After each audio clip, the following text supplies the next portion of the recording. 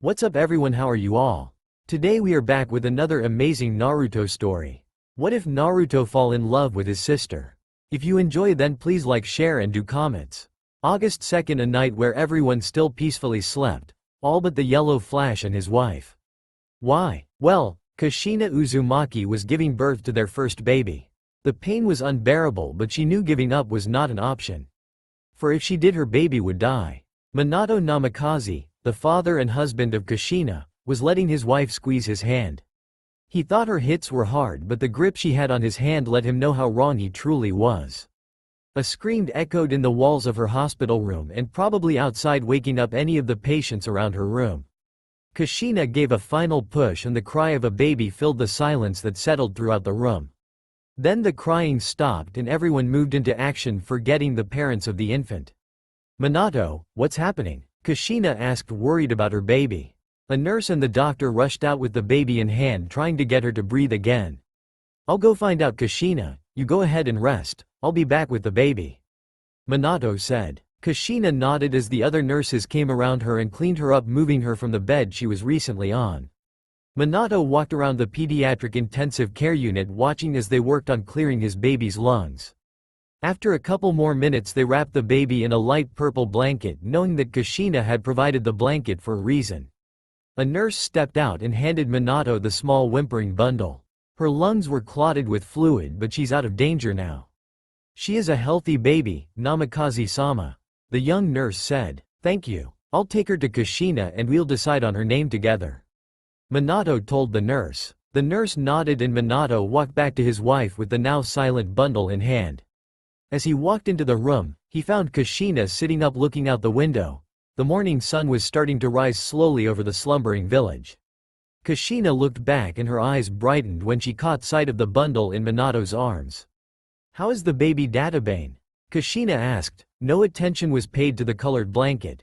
The only thing she wanted to know about was the health of her child. "She's all right now," Minato answered, shifting his hold on the baby. "We'll hand her over, Databane," Kushina said, wanting to see her baby. As Minato handed the baby over they saw her open her eyes. She looked at Kushina with light blue, almost purple eyes. The baby cooed and reached out to touch her mother's hair. After she grabbed hold of it she tugged on it once and let go, giggling. The baby glanced at Minato and stared at him, tilting her head to the right a bit before reaching out to him. Minato chuckled at his daughter and carefully took her from her mother's arms. "What shall we name her?" Minato asked Kushina. Kushina watched as her daughter grabbed onto her husband's cloak and how she would reach up trying to tug his blonde hair. "What about Manako Namikaze Uzumaki?" Kushina inquired. Minato looked down at his daughter after she squealed and started giggling. "Do you like that, Manako?" he asked, only to receive another squeal and giggle. Manako reached up again and ran her fingers down his face. She then yawned and Kushina squealed. "Kawaii, hand her over, I want to see her hair color, Databane," Kushina demanded. She removed the blanket from her head and saw her daughter had her same hair color, red. "Manako has your hair color. Now I know for a fact I will have some punks to beat if they come near her with any intention to date her," Minato silently remarked. "We will have to let her go soon, right?" Kushina asked. "Yes, 19 or 25 years from now," Minato exclaimed. Kushina started to chuckle. "I just hope she does not have my temper, Databane," Kushina whispered, looking down at her sleeping daughter. "Well, if she does, we don't have to worry about her going missing, now do we?" Minato teased. "I suppose you're right. Now I'm going to do the same as our daughter and sleep," Kushina responded, handing Manako to Minato. He took a seat with his daughter in his arms after filling out his daughter's birth certificate and stared down at the innocent child in his arms. The innocence he silently swore to maintain until she was old enough to know the cruel shinobi world. At 8 months Manako was already walking around and had started talking on her first birthday. During the time Manako was 2, she took an interest in Minato's kunai, which he often left anywhere in her reach. Her godparents Makoto and Fugaku Uchiha were wrapped around her little finger just like the 4-year-old Itachi was. Most of the time, Itachi was seen interacting with the young girl and following the toddler around when both families were together. At 2 years old Manako was seen playing with fake kunai and watching Itachi train in his clan styles. At the same time Kushina was beginning to instill the basics into her and letting her daughter look through her clan scrolls for her own protection. Being that their daughter understood more than the average 2-year-old, they educated her differently. From reading through scrolls and training with both parents in common self-defense, they were ecstatic their daughter was ready to be a big sister. "Why is your tummy getting bigger, mommy?" Manako asked Kushina one day after her small training session. "Because your brother is in there," Kushina said. Kushina was currently 8 months pregnant and she feared that this time her pregnancy could be danger. As far as both Minato and she, herself, knew, the 9 tails could break free this time. "Mommy, did you eat my brother?" Manako asked her mother innocently. "No, Databane. Your dad and I made him," Kushina replied, turning red from embarrassment when her daughter asked her if she had eaten her sibling. "How?" the curious toddler asked. "You're too young to know. I'll tell you one day," Kushina quickly responded. Manako seemed to take the answer and moved on, something Kushina was grateful for. "When will my brother get here, mommy?" Manako asked Kushina. "Give it about 1 more month, Databane," Kushina said. Manako looked back at the forest around her and saw a man with a swirly mask. She felt he was dangerous. She walked to her mother and took her hand, pulling her to Kakashi, who was silently watching as his sensei's daughter practiced throwing kunai and shuriken. Kakashi secretly relished in the fact that his sensei's daughter can embarrass her mother without trying. The 10th of October arrived and Kakashi was given the day off while Minato, 3-year-old Manako, and Kushina left the village to go somewhere safe where his wife could have their second baby. The midwife took Manako further into the hideout and left her by herself as she read an earth release scroll. She caught interest in the earth release, rock shelter. All it took, as far as she had learned, were the snake, boar, and ox hand signs with very little chakra. In the room she was in, she practiced making the dome, something she should not have been doing due to the fact that she could unknowingly exhaust herself. The first time she tried, she made one around herself with enough room to have another within close proximity with her. She sat down and rested while looking over the scroll. She heard the cry of a baby and she opened the door from the room she was left in. "Yondaime Hokage Minato, get away from the Jinchuriki. Don't you care what happens to your kid?" Manako heard an unknown man's voice. "Wait, calm down," Manako heard her father yell. She paused and blended into the shadows on instinct. "Speak for yourself, Minato. I'm as cool as can be." Manako heard the same man speak. "Naruto," she heard her mother yell. Manako ran in and watched her father catch what she believed was her baby brother. "Well, I must hand it to the yellow flash. But I wonder about these next ones." The man activated the explosive tags he put on Naruto and aimed kunai at Manako, throwing them at her. She noticed a piece of paper flying behind the kunai. "Explosion tags. Minato, Manako, Naruto." Kushina yelled in fear for her family's life. Quickly Manako preformed the snake, boar, and ox signs, slamming her hands on the ground. "Earth release, rock shelter." A small dome formed around her and the kunai exploded on the shelter upon impact. She then felt a bigger explosion shake the ground, and she covered her head, not releasing the shelter. "Manako," she heard her father yell in shock and anger. "Papa." Minato heard his daughter yell and he looked at the only thing that still stood. He watched as the shelter fell from around her and for a moment he sighed in relief. Manako ran towards her father the moment the shelter fell. "Manako, where did you learn that?" Minato asked his daughter, grateful he had not lost her. "From the scroll mommy gave me." "Daddy, he took mommy. Is he going to hurt her?" Manako asked Minato. "I don't know, princess." "Hold on," he said. She grabbed onto his leg and he used the Raijin to get his children back to safety. Manako sat down on the floor the moment she realized they were safe and she watched as her father put Naruto down on the large bed. "You'll both be safe here. Naruto, just wait a while. Manako, keep him safe. I have to go save your mother." Minato said and ruffled his daughter's hair. He could not believe he almost lost his firstborn child. The masked man had made a mistake targeting his child. When her father took off, Manako got on the bed and sat on the left side of Naruto. Manako felt something was wrong right away after her father left. She heard something within her mind whisper, "Kurama is free."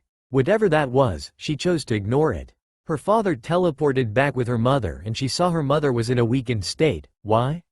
Kushina questioned. "Never mind that. Just stay with Naruto and Manako," her father said as he put her mother on the bed next to Naruto. Manako watched her mother silently as she hugged Naruto. Manako looked up at her father and saw the dark look in his eyes. He glanced at his daughter and gave her a small sad smile. He knew what needed to be done. He opened up the closet and took 2 of his cloaks out. Minato. Thank you. Good luck. Manako read the back of his cloak which said 4th Hokage and engraved it into her mind. Minato walked back and wrapped his daughter in his extra cloak. Ruffling her spiky red hair, I'll be right back. Manako, protect your mother and brother. Minato said, kissing his daughter's forehead. Hi, Tu-san, Manako said. After a while her father came back and took them all to the beast. I must put up a barrier immediately. Minato said. Manako took Naruto out her father's arms carefully and she held him. I can still do it, Minato. Kushina implied. Manako watched as chakra chains surrounded the beast and her eyes followed them back to their source. They all connected behind her mother. Kushina coughed. Kushina. Minato yelled worried and Naruto started to cry. Did I wake you? I'm sorry, Naruto. Kushina apologized. Kushina. Minato trailed off looking at his wife, and it hurt knowing that this was going to perhaps be their end. It hurt the most because his daughter was in an age that would allow her to remember this traumatic experience. I'm going to drag the tailed beast with me to my death. So we can delay the revival of the 9 tails. I'll be able to save all of you with what little chakra I have left. Thank you for everything you've done for me. Kushina stated. Manako started to shed tears with a whimpering Naruto while watching as her mother basically said goodbye to them. She understood this much, and her heart clenched painfully. Kushina. It's because of you that I am 4th Hokage. You made me a man. And you made me the father of our 2 children. And yet, Minato cut off watching as his daughter basically pieced everything together before turning his gaze to Kushina. Minato, don't give me that look. I'm happy that you loved me. And today is this child's birthday. If I were to imagine me alive and our future together, the 4 of us as a family, I can't see us having anything but a happy life. If I were allowed just one regret, it's that I won't be able to see Manako and Naruto grow up. How I wish I could have seen that. Kushina remarked. Kushina, there's no need to die with the 9 tails. Preserve what little chakra you have left for a reunion with Naruto and Manako. I'll seal all of our remaining chakra inside them. It will be part of the 8-sign seal. Then I'll take the 9 tails with me with the only sealing jutsu I can do since I'm not a Jinchuriki, the Reaper Death Seal. Minato said, and Manako watched as her father wiped a tear away. But the caster of that uses that jutsu. Kushina was cut off. And one more thing. I will only seal half of the 9 tails. Sealing a power this immense is physically impossible. It's also strategically unwise. If you take the 9 tails and its seal with you when you die, there won't be a Jinchuriki around when he re-emerges. That will upset the balance of power between the tailed beasts. The Reaper Death Seal will seal half of the 9 tails with me forever. As for the other half of the 9 tails, I will seal it inside Naruto with the 8-sign seal, tying it to Manako so she can keep it in check. I know what you want to say. Now remember what Master Jiraiya said about world upheaval and the calamities that would follow. 2 things are confirmed to me today. That masked man who attacked you today is a harbinger of disaster. And the ones who will stop him are our children. This infant whose godfather is Jiraiya. He will open up the future as a Jinchuriki. Manako can and will help him no matter the consequences. I don't know why, but I'm convinced of this. Minato said and looked over to his daughter. She stared back at him with innocence in her eyes. Innocence that he once swore to protect would no longer be there. But Minato. Kushina cut off. Manako watched as her father made the hand signs for the Reaper Death Seal. Let's put our trust in our children. They're ours after all. When I'm finished with the Reaper Death Seal, I will seal your chakra and my remaining in both of them. When Naruto tries to control the 9 tails chakra as a Jinchuriki, I want you to help him out. Minato said. Our son. He's our son, which is why I don't want to put such a terrible burden on him. And also why use the Reaper Death Seal? If it's just so I can meet a grown-up Naruto and Manako, even if it's just for a short while, there's no need for you to die. I want you to stay by Manako and Naruto as they grow up and protect them. I don't get it. To keep the balance of the tailed beasts? For the sake of the nation and the village? Why must they be sacrificed? Why must you sacrifice yourself for me? Kushina yelled. To forsake one's nation and one's village is the same as forsaking one's child. Your own homeland was destroyed, so you of all people should know the harsh life that awaits those without a country. Besides, our family is shinobi. And finally, even if I were to live, I'm no match to you. Even though you won't have much time with him, there are some things only you as his mother can tell Naruto. Things that I can't. That's a mother's role. I'm not doing this just for you, I'm doing this for them. I will gladly die for our son and daughter. Minato said, reaching down and picking Manako up. It's my duty as their father. Minato put Manako down after kissing her forehead lovingly and told her to hold on to Naruto, seal. Manako heard her father say. Looking up, she saw the chakra of the 9 tails heading towards her father. She watched as her father slammed his hand down to the ground and 8 candles surrounding a small bed appeared. I will now seal the 9 tails inside Naruto and tie Manako to it. Manako watched as her father set Naruto down and told her to stand beside it. As she did, her mother started to cough. Manako watched as the 9 tails took the opportunity to strike at her brother. Reacting quickly like her parents, she used her body to shield Naruto from the incoming claw by getting on top of him. She felt something penetrate her skin. Looking back, Manako saw her parents impaled by the same claw digging into her back. I said that this was the father's duty. Then all the more reason since I'm their mother. Kushina stated, this is the first time I lost an argument. Okay, I understand that you are determined to do this. Thank you, Kushina, Minato said, and he summoned a frog. Manako, sweetheart, moved to the side. Kushina said. They watched as Manako moved away and stood beside Naruto like she was originally told to. Kushina, my time is running out. I'm going to start on the 8-sign seal. I want to put some of my chakra in both of them. It'll be quite a while before we can see them. Let's tell them what we want to say. Minato said. Naruto, Manako, don't be picky. Eat lots and grow strong. Listen to your big sister. Make sure you both bathe every day and stay warm. Also, don't stay up late, you both need your sleep. And make friends. You don't need lots of friends. Just a few, ones you can really trust. I wasn't very good at it, but both of you keep up with your studies and practice your ninjutsu hard. Remember that everyone has strengths and weaknesses. So don't get too depressed if you can't do something well. After all, your big sister can help you, Naruto. Respect your teachers and upperclassmen at the academy. Oh, and this is important. It's about the 3 prohibitions for a shinobi. Be extra careful about borrowing and lending money. Put your mission wages into a savings account. No alcohol until you're both 20. Too much can ruin your health, so drink in moderation. Another prohibition is women. I'm a woman, but I don't know about this. All you need to remember is that the world is made up of men and women. So it's only natural to take interest in girls. But just don't get hooked on bad women. Find someone just like me. Speaking of the 3 prohibitions, be wary of Jiraiya-sensei, Databane. Naruto, Manako, from now on you're both going to face lots of pain and hardship. Be true to yourselves. Have a dream and have the confidence to make that dream come true. There's so much. Oh, so much more that I want to pass on to you too. I wish I could stay with you longer. I love you too. Minato, I'm sorry I used up your time. Kushina said. Naruto, my message to you is. I guess it's the same as your nagging mothers. Manako, my message to you, princess, is to protect Naruto and become a great kunoichi. Keep him safe, shower him with love, and be there for him every waking moment. Will you do that for us? Minato asked his daughter. She looked back at him with burning determination and nodded. 8-sign seal. Naruto started to cry as the seal implemented itself on him. 8-sign seal, reservoir. Minato said, and Manako felt a burning sensation around her neck. She understood why Naruto had cried, it burned.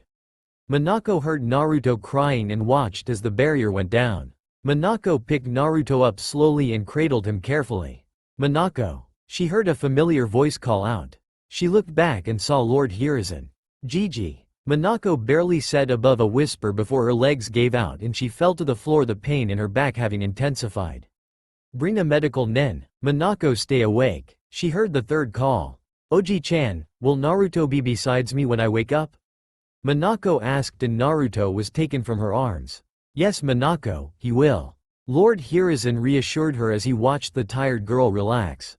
Then don't worry, I will wake back up, I have a brother to take care of. Manako said, smiling as she let her eyes close. The amount of chakra she had used took its toll on her small body. I sat up gasping for air. I looked over at my clock and saw it was 5 in the morning, like always.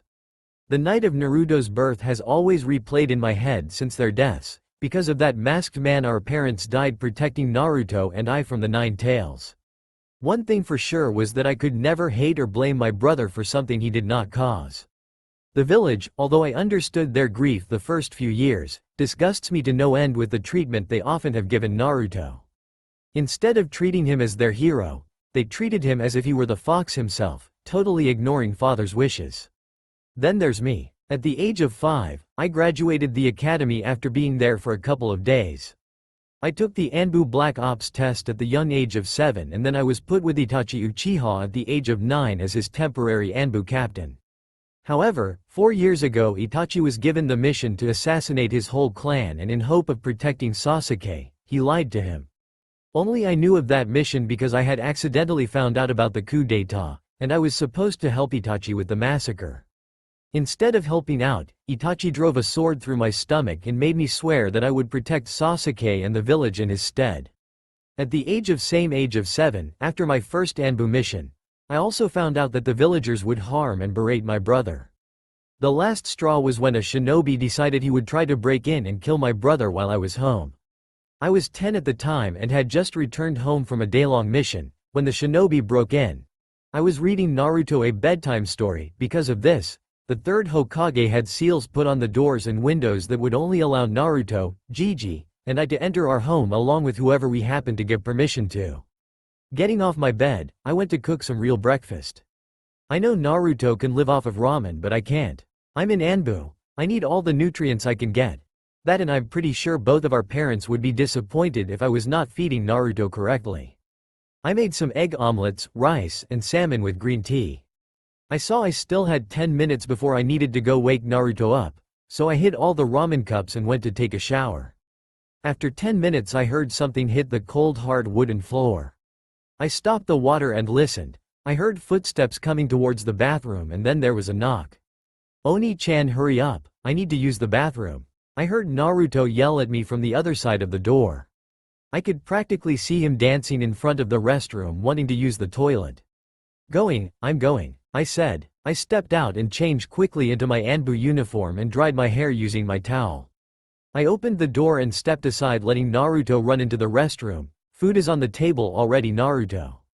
I yelled through the now closed door. I started to set the table and then I started to serve both of us. I wanted ramen, Manako, I heard Naruto say after I put his plate down. Looking at my pouting brother I spoke softly. Look Naruto, you can survive on that all you want but you know I can't. Now eat up, I responded giving him a soft smile. Fine, but you owe me ramen. He whispered and started eating his food after he said thanks. Yeah, I'll make sure to get enough for your 16 bowls.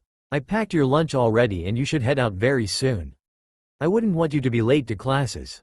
Please try not to pull a prank today as I have training with Lord Hokage. I won't be back until sometime before you exit the academy.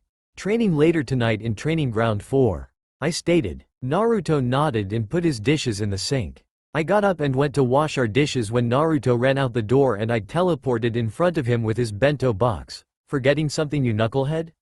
I asked him. Naruto jumped on me and hugged me. Best sister in the world. He said. True, now be careful and you know how to call me if anyone is threatening you. I said. Yosh. Naruto reached up and pecked my cheek. Good luck, Oni-chan. Naruto took off running and I knew he was going to cause chaos today. Mom, Dad, do you see your son? I can't complain because he is the highlight of my day. If only you were both still here. I shook my head and went back inside for my 3 pouches. I was ambidextrous, meaning I was both right and left-handed, and my boxed lunch. After closing the door and locking it I used the seal I placed in the Hokage's tower to get to the Hokage's office. Some Anbu rushed in when they heard the Hokage curse loudly at me but relaxed after they saw who it was after they saw me laughing on the floor. Manako, you need to stop doing that. Lord Hokage said after he calmed down. But, Sensei, it's too hilarious. I exclaimed walking to the window and watched as someone started to paint the Hokage faces. Let's be honest, I knew it was Naruto and I knew where he got the paint. You are just like Minato sometimes. He said as he lit his pipe and I opened a window. No way was I going to allow the old man to kill me with secondhand smoke. Is it a good thing or bad thing? Anyways, what is there to learn today? I asked standing in front of him. It's a good thing, Manako. Well, about what you are learning today, you have 2 scrolls left to finish learning. The one for your Earth release and the one remaining on Lightning release. I have a proposition for you. You do remember your old partner Kakashi Hitaki? OG-chan asked me. Yes, of course, I remember him. Anyways, what about him? I asked. He has offered to help you with controlling your Lightning release. Until then, you will be a Tonkatsu Junin like you had requested originally. OG-chan said. Wait, so does that mean Kakashi is in charge of the team Naruto will be in? I can finally bug him again. I said, fist pumping. I was on Naruto about his grades always, and he can actually rival Sasuke when he actually uses his brain. Here, take the scroll and finish perfecting your last Earth release technique. Then you may go home. OG-san said. I sat down and read the scroll. After an hour I decided to go and practice the jutsu. Just as I was about to walk out, a shinobi ran in. Lord Hokage, it's an emergency. He said. I hope you're not bothering me with some trivia. And don't tell me it's Naruto again. Lord Third said. It is Naruto again. He climbed up the great stone faces. He put graffiti all over the Hokage. The shinobi said. Where are those bastards? I asked myself silently, then I paused. Oh yeah. Nowhere to be found when they hand Naruto things to pull his pranks. Manako head to the academy and talk with Naruto. OG-chan said. As an ANBU or myself? I asked. However you please. He said. Well, I feel like scaring kids, so. Bye. I said as I pulled my face mask on. I teleported to the academy and walked into the room. Students looked at me and they began to whisper to each other. And you're messing up again. How do you think your sister feels? Iruka asked Naruto. Don't know, why not ask her? I said as I leaned on the doorframe. Good thing about being in Anbu is that no one knows my face besides a few. Bad thing, people compare me to Hitaki due to half of my face being hidden behind a face mask. Naruto pouted and looked away. Manako. Iruka whispered. Oh no, continue Iruka, I want to see this.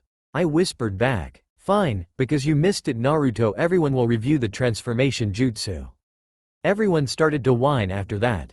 Oh, suck it up. Not like you can whine in a real life situation. I yelled at them. It was after all regular for me to be here. After a while we had everyone lined up and I was calling the students' names. Sakura Hirano. I called. A girl with pink hair stepped up. Alright Sakura here, let's do it. Transform. She turned into Iruka. Transformed into me, good. Iruka said. Sakura started to celebrate and turned to Sasuke. Sasuke, did you see that? She asked. I know a Haruno and he hates this type of behavior. Yet again he is my age and we grew up together, we were even in the same team. Next, Sasuke Uchiha. I called. Sasuke transformed quickly into Iruka without saying anything. Ah, good. Iruka muttered, not really surprised, while Sasuke's fangirled. Sasuke released it and went to stand beside me momentarily before he left without saying anything. I grabbed the back of his high-collared shirt and pulled him back. Sasuke, we have training in 2 days. I whispered. Thank you Mi-chan. Sasuke said. Next, Naruto Uzumaki. I called. I put my clipboard down and looked at Naruto. Let's see what my dear little brother does this time. This is a total waste of time Naruto. Shikamaru Nara said. Like he should talk, he has bad scores in his classes. However, something tells me this boy is just a lazy super genius, like his father who was my sensei. We always pay for your screw-ups. Ino Yamanaka said. She was nothing like Inochi sadly, always worrying about her looks and whether an all Uchiha liked her. Like I care. I heard Naruto say. I looked out the window seeing a blur pass by. Transform. Naruto said. He turned into a female version of himself with no clothes on. Only clouds were covering his private areas. Iruka got a nosebleed and I facepalmed with the clipboard. Naruto started laughing and released the jutsu. That's my Waijutsu. He said. Cut the stupid tricks. This is your last warning. Iruka yelled at Naruto. I looked at Iruka and I could have sworn his head got larger while he yelled at my brother. Naruto Uzumaki, tell me one thing. Do you think that is okay? I asked him in a dark voice. Naruto froze and looked over at me. Gomenasai, Manako ne-chan. Naruto said. Every one of his classmates stared at me in shock. It's like they didn't know I was related to him. I mean, come on. Why else would I be here every time he did something? By the time class ended, I was helping Iruka grading some papers he was momentarily behind in. I heard someone walking over to me and when I looked up it was Iruka, Manako. I have to take him to clean the Hokage faces. He explained. Don't worry, I understand. Also make him clean the fourths first before I die of laughter. I responded as I stood from the table that held the papers I was grading. I walked over to Naruto and ruffled his hair. Hey listen, I will meet you at Ichiraku's at dusk or when I see you have finished cleaning your mess. I told him. Naruto nodded and I walked out the academy. I made my way to the training grounds and walked into the one that is never used, Training Ground 7. When I got there I started to meditate to rebalance my chakra flow. After 10 minutes I stood up and practiced the last jutsu I needed from my earth release. Earth release. Rock pillar prison technique. I made the hand signs of the rat, horse, dog, and snake and I slammed my hands on the ground. A lot of bamboo-like pillars surrounded me like a prison. Perfection. Even though it was perfect I continued to practice until the sun set. I released the jutsu for the last time and looked back when someone dropped behind me. Kakashi was standing behind me. Yo. He greeted lazily. Sup Hitaki. Ready to see if this year's team passes the team exam? I asked. Hopefully they do Namikaze. As for your training, we will start tomorrow. Kakashi said. But tomorrow is my last Anbu mission. I exclaimed. Be prepared then for the day after. He said as he disappeared. Talk about weirdos with gravity-defying hair. I complained as I made my way to Ichiraku's and when I walked in Naruto was eating with Iruka. Oni-chan, can you train me now? Naruto asked. Of course, but let me eat first.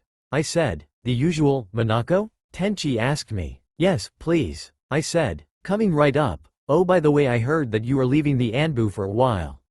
Tenchi said. Iruka and Naruto stopped their conversation to listen to mine. Yes, I am helping a friend train his genin this year. The Hokage thought it would be a good idea to take some time off and be with kids closer to my age. I said, I still remember when you first ranked Anbu. Instead of going to your favorite restaurant you came here to celebrate with Naruto. Tenchi said as he smiled at me. I always come here to celebrate though. Sadly enough, tomorrow I am leaving very early to complete my last mission. I know I will get back by the time this year's class has taken their graduation exam, hopefully. I stated. That's great. Here you go Manako. Tenchi said. Arigato Tenchi-san. I said. I turned to Naruto and Iruka. Ya done eavesdropping? I asked. Iruka and Naruto blushed in embarrassment while I chuckled and dug in. Anyways, Naruto, why would you do that to the Hokage faces? I mean you know who the Hokage are, don't you? Iruka asked him. Course I do. Everybody knows, they were the greatest shinobi of our time, right? The best of the best? Undefeated ninja champs? And the fourth Hokage is the one who saved the village from the nine-tailed fox. He was the most amazing. Naruto said. Oh Naru, if you only knew. Then why did you? Iruka asked. Because I'm going to be greater than any of them. Me, Naruto, the next Hokage, a ninja legend, then everyone will have to stop disrespecting me and look up to me. Believe it, Naruto said. Iruka stopped eating and he looked at Naruto with a noodle hanging out his mouth, and then the noodle disappeared. Oh, by the way, I sort of want to ask a little favor sensei. Naruto said. You want another bowl? Iruka asked. I want to try on your headband, come on please. Naruto said and he put his hands together begging Iruka. Oh this? No way, you can only wear the leaf headband when you graduate the academy and become a ninja. You got to pass the graduation exam tomorrow. Iruka said. That is so uncool. Naruto said. Is that why you took off your goggles? I asked. I want another bowl. Naruto yelled. After he was finally done eating I used the flying thunder god technique. Father had made sure to leave scrolls behind so that I could teach myself, and teleported us to the training grounds. I worked with Naruto on his clone technique that I created, one that he can use instead of the basic technique they teach him at the academy. He got the hang of it just like I expected him to and I seriously hope he uses the one I've spent 2 weeks teaching him and not the academy one. He has so much chakra that it's not even funny. The 8-sided seal I have is what stores the chakra of the 9 tails that Naruto's body does not filter. It also helps store Naruto's excessive chakra. There are times the chakra burns my own chakra network, hence the reason why I meditate and tend to use the chakra in the seal when opportunity calls. Halfway through training, Naruto passed out so I carried him back to our flat. I moved us out of the really crappy flat years ago. I believe Naruto was 7 when I moved us from place, I do remember he was ecstatic as he got a larger room. When I got home I put Naruto on his bed and laid out a clean outfit for him. I went to my room, grabbed my clothes and took a quick shower. After changing I meditated once again and then went to sleep. I woke up at 5 in the morning and cooked Naruto some breakfast. I looked at the milk carton and threw it out. Mental list. I had to go grocery shopping either when I get back or tomorrow. I packed Naruto some lunch and then my own and left him a note. I disappeared from the flat and appeared in the Anbu headquarters where my mission lay. I grabbed the scroll and saw it was an S-ranked mission. I had to take my team, which consists of 2 other people, and take down an S-ranked criminal. This criminal also happened to be part of Konoha once, but he tried to kill our Anbu chief commander. I turned to my teammates, "Let's go Inu, Nako." I ordered. "Hi Kitsune." They responded and we left Konoha. The last place this criminal was seen, it was around the border to the land of waves. I won't be back until sunset then. Sometimes I swear the universe hates me, along with our commander who is such an icicle. Later, after we had finally disposed of the remains and collected the bounty on him, we made our way home. I felt Naruto out in the forest and I stopped right in my tracks. "Kitsune, is something wrong?" Inu asked as I turned to face the direction I sensed Naruto. "I have no idea, Inu. Here, turn the report in while I go and check it out. Tell the commander I will give my own half of the report tomorrow, please."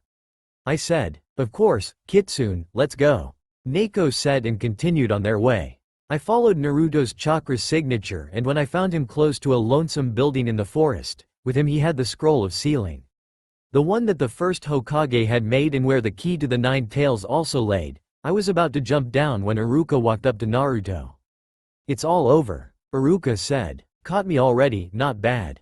You're quick, sensei, I only had enough time to learn one technique," Naruto said. I looked at him and could instantly tell he was working hard this whole time. "Listen Iruka sensei, I'm going to show you this amazing new jutsu and you're gonna let me graduate and then everything is going to be okay. That's the way it works, right? Anyone who learns a jutsu from this scroll passes," Naruto said. "Wait, where did he get that ridiculous idea from? Where did you get that idea from?" Iruka asked him. "Mizuki-sensei told me about it, Datbayo. He told me where to find the scroll in this place." Naruto lowered his voice when he saw Iruka's face. "I saw kunai heading over to them." Iruka acted before I could. "Look out." He pushed Naruto out the way and some kunai embedded themselves in him. "I see you found my little hideaway," I heard Mizuki say. I pulled out my customized kunai, getting ready to throw it down when the time was right. "So that's the way it is, huh? I should have known," Iruka said. "Naruto, give me the scroll," Mizuki said from the top of the tree he was perched on. "Wait a minute, what's going on here?"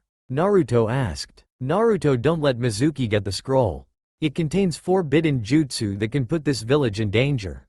Mizuki used you to get the scroll for himself, for his own power," Iruka told him. "Naruto, Iruka is just trying to scare you because he doesn't want you to have the scroll," Mizuki said. I decided to make my presence known. "Stop lying, Mizuki. Don't let him trick you, Naruto," I yelled from my tree. Mizuki laughed. "Oh, I'll tell you who's really lying." Mizuki started. "No, Mizuki," Iruka yelled. "They've been lying to you your whole life, Naruto. Since the day of the decree 12 years ago," Mizuki said. "What decree?" Naruto asked. "Everyone knows except you. Iruka is trying to hide it from you even now. He'd do anything to shut me up," Mizuki said. "What is this decree? Why does everyone else know about it?" Naruto asked. "Don't tell him, it's forbidden," Iruka yelled. "The decree is, no one can tell you the 9-tailed fox is inside you. The fox spirit that killed Iruka's parents and destroyed our village has taken over your body. You are the 9-tailed fox," Mizuki said. "Stop it," Iruka and I yelled. "They've all been sneaking around hiding things from you, your whole life. Didn't you think it was strange how they treated you? Like dirt, like they hated you for just being alive," Mizuki said. "I saw Naruto releasing a lot of chakra, that's why you will never be accepted in this village.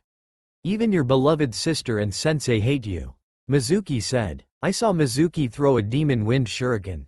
I threw my kunai. "Naruto, get down," Iruka yelled. When he got in front of Naruto, my kunai hit the ground. "Release." I appeared before Iruka and Naruto, letting the shuriken hit me. I let out a cry of pain and some of my blood fell on Naruto. "Why?"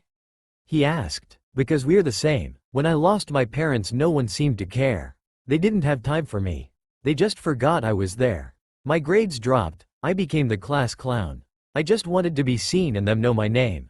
When school wasn't good enough to get their attention, so I did crazy things. Then I had to pay for it. It was hard, I know that's how you feel, Naruto. You feel lonely and it hurts inside. And I could have been there for you more. I let you down, and I'm sorry. No one should have to suffer that much. No one should be alone like that, even if you had your sister. Iruka said while some tears escaped his eyes. Naruto looked at me and his eyes widened. I saw anger and sadness in them. Naruto, you are my little brother. I have raised you since our parents died. I don't regret being related to you. Even if father hadn't asked me to take care of you, I would have. I know I have let you down and I'm sorry. I should have always been there. You should have never been left alone like you were when I was off on missions. I know sorry won't fix it, but I still hope you can forgive me. I said, crying and coughing up some more blood. The shuriken had stabbed my lung from behind. Don't make me laugh. Iruka has always hated you. He was orphaned because the nine-tailed fox killed his parents. And that beast is inside you. He'd say anything to get the scroll from you. And your sister is no different. You killed your own parents and forced her to care for you, a demon child. Naruto looked to the side and took off. Naruto! Naruto! Iruka and I yelled out. I finally collapsed on my knees, feeling the pain overwhelm my body. You know, once he makes up his mind, nothing can change it. He's going to use the scroll to take revenge on the village. Iruka pulled the shuriken from my back. You saw the look in his eyes. The eyes of the beast. Mizuki said. Iruka stood and threw the shuriken back at Mizuki. No, Naruto isn't like that. Iruka yelled. HMPH, you're a joke. As soon as I eliminate Naruto and get the scroll, I'll come back to finish you too. Mizuki said as he went after Naruto while I started to heal my wound and stop it from bleeding before I turned to heal Iruka's.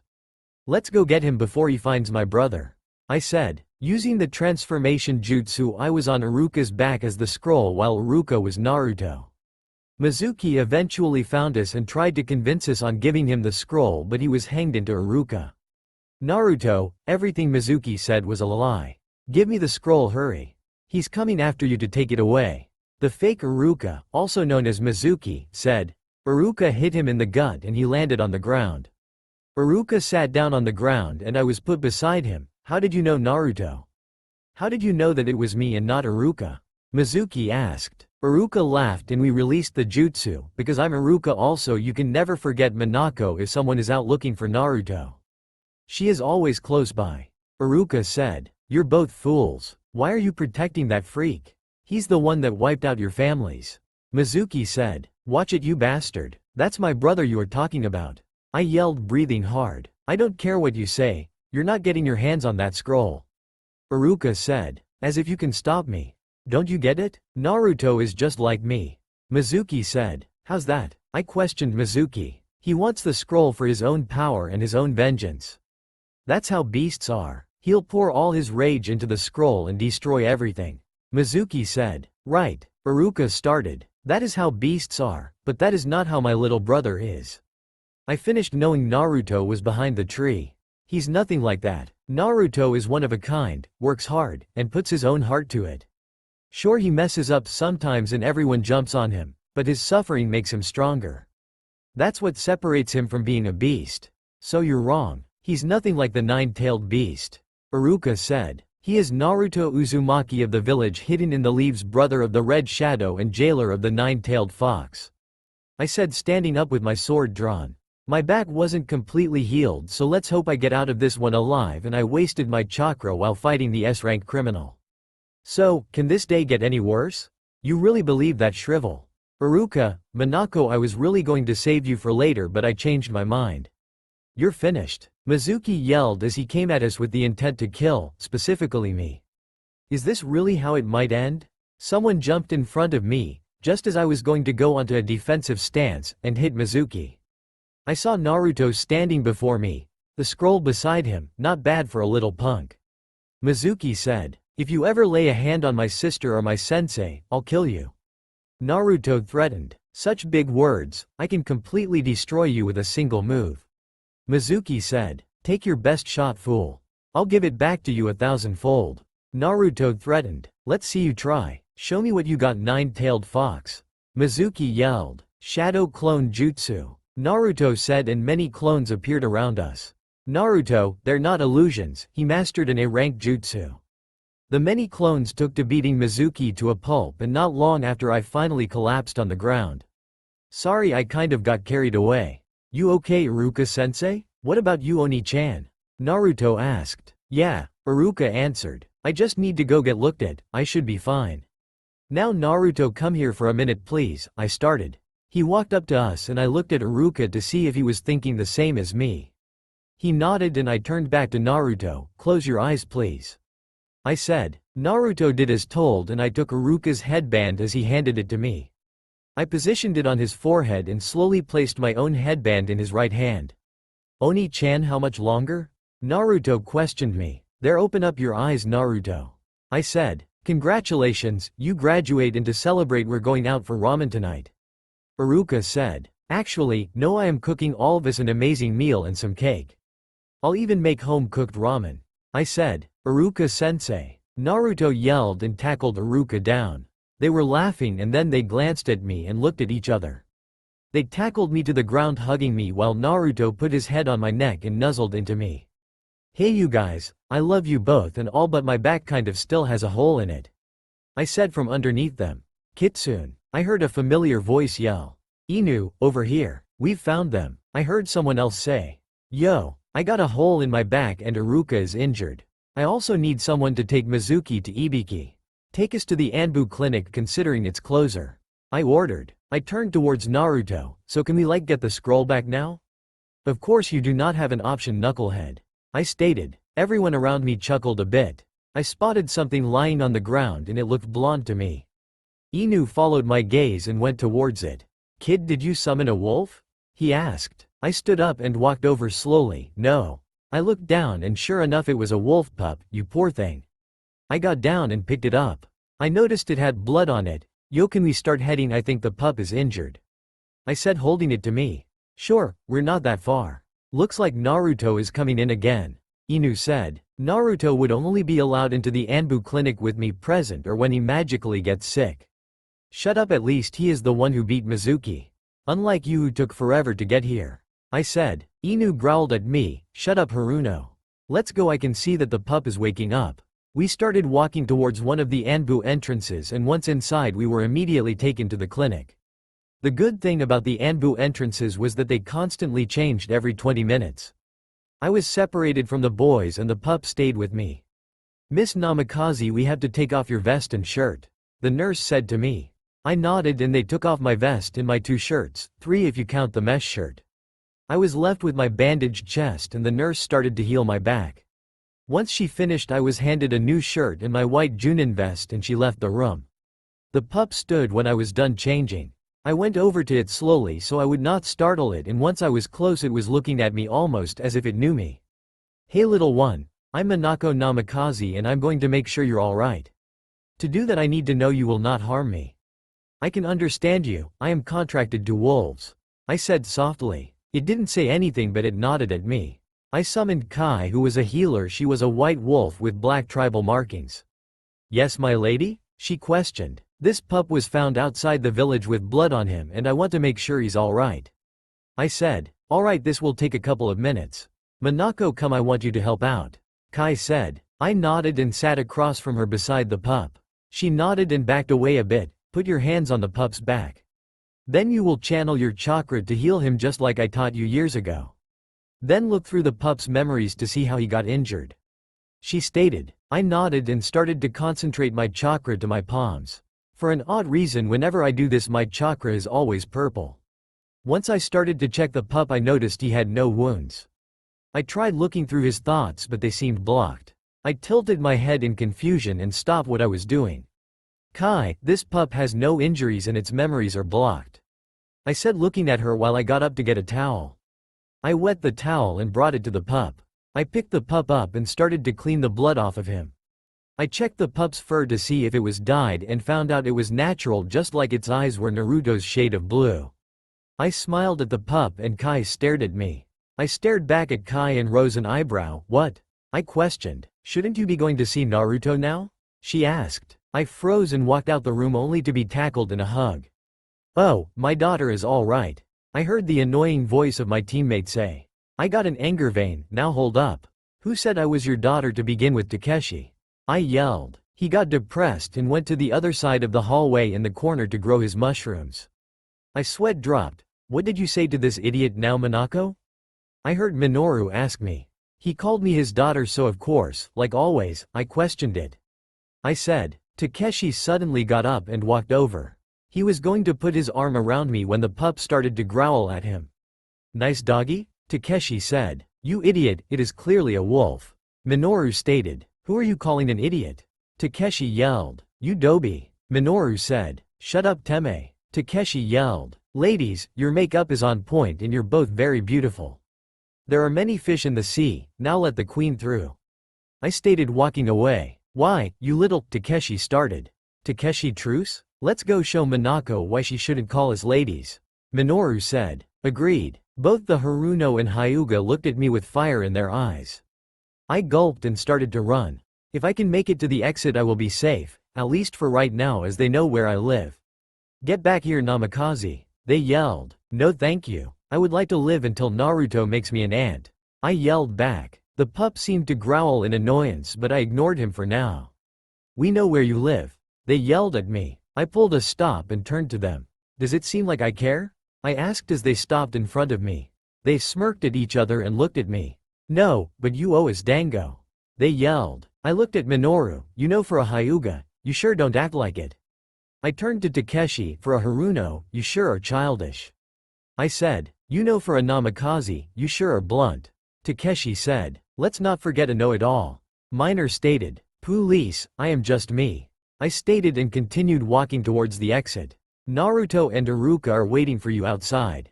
Minoru said. Thank you. See you guys whenever the Hokage gives me an Anbu mission. I said. It's only for a year, right? I heard Takeshi ask. Of course, plus you can't really tear the cage no Akumas apart, now can you?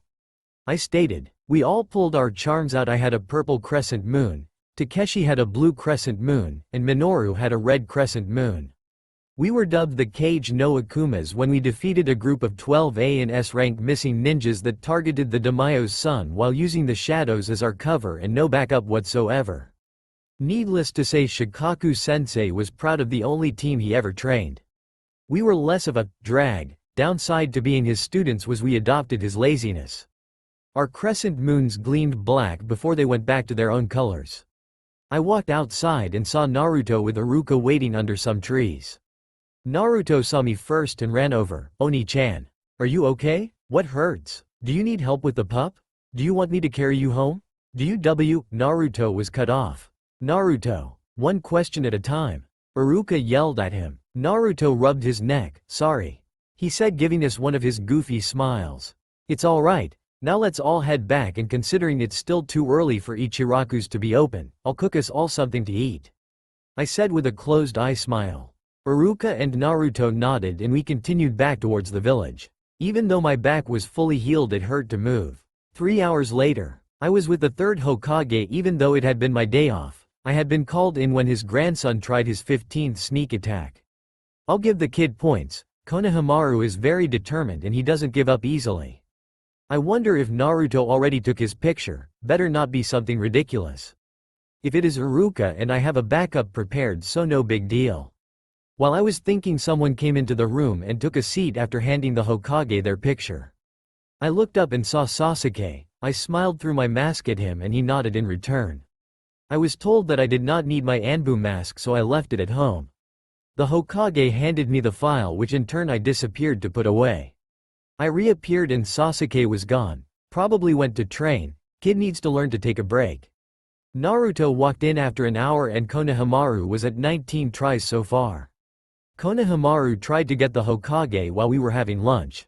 I had to stop eating and escort him back to Ebisu, whom I scolded for not keeping an eye on Konohamaru. Back to Naruto, we were looking at his registration form and I started laughing. Naruto decided to get into my face paint, which I used to freak people out every now and then with my teammates. At first, I couldn't figure out exactly how to do it. It took me like 3 hours to work it out and stuff, but finally I got it. Like an art project on my face, only cooler. Naruto said while he sat on the chair. Take it again, Sarutobi-sensei said. No way, Naruto yelled. We can't accept this photo. Sarutobi-sensei told him. Yeah, well I'm not doing it again. Naruto yelled back at Sarutobi-sensei. They were glaring at each other until Naruto used his Waijutsu, pretty please Lord Hokage. Naruto said. Sarutobi-sensei fell back with a nosebleed and I shook my head at him. I always knew the old man was a pervert. I helped Sarutobi-sensei back up and gave him a handkerchief. I felt a presence at the door, that's the Waijutsu, you say? Very tricky. Too tricky, don't do it again. He said. Naruto laughed, rubbing his head, and I noticed something. Naruto, where is your headband? I asked. You're supposed to be wearing it. Sarutobi-sensei finished my thought. Oh, I'm not putting it on until the orientation. I don't want to mess it up. Naruto told us. So you want your headband nice, but your photo, which is supposed to identify you, makes you look like a clown. It's for ninja training and missions, which is the key to your future. Look at this picture, you can't even tell who it is. Sarutobi-sensei said. Well fine, how am I supposed to know all this complicated stuff anyway? Naruto asked. My attention switched to the door instantly. It was thrown open. Old man, I challenge you. Konohamaru yelled and started running towards the table. I'm going to defeat you and become the 5th Hokage. Konohamaru yelled and then he tripped on air. Konohamaru, another headache to Sarutobi-sensei.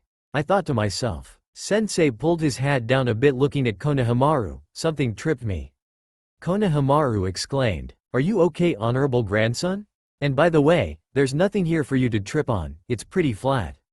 Ebisu said. Did I just really notice Ebisu was there? Geez, I'm lacking right now. I saw Ebisu look at my brother and I sent some kill intent towards him. Konohamaru walked towards Naruto. Alright, you're the one who tripped me. Aren't you? Konohamaru accused him. Naruto grabbed Konohamaru by his scarf. You tripped over your own feet, dork. Naruto yelled back at Konohamaru. Hey you, take your hands right off of him right now. He's the honorable grandson of the honorable 3rd Hokage. Ebisu said. Yeah, well we're the kids of the 4th Hokage.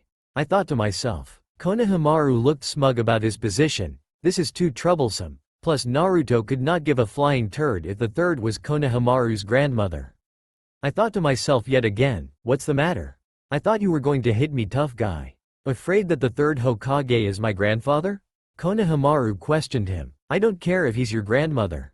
So believe it. Naruto yelled and he hit Konohamaru on the head. Ebisu looked like he was about to lose his sanity. I know one thing for sure, this is not going well. When we got Konohamaru back on his feet, Ebisu went to talk to him.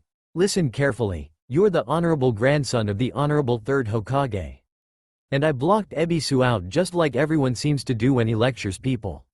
I zoned back in when Ebisu yelled, where'd he go now? I think he followed Naruto, but I have no idea where they're going. Sarutobi-sensei said. He's with Naruto? That's a disaster. Ebisu ran out the room. Honorable grandson. Ebisu yelled. Sai Konohamaru is very determined. That was his 20th sneak attack today, sensei. I said. And if he starts running around with Naruto, he's sure to get even worse.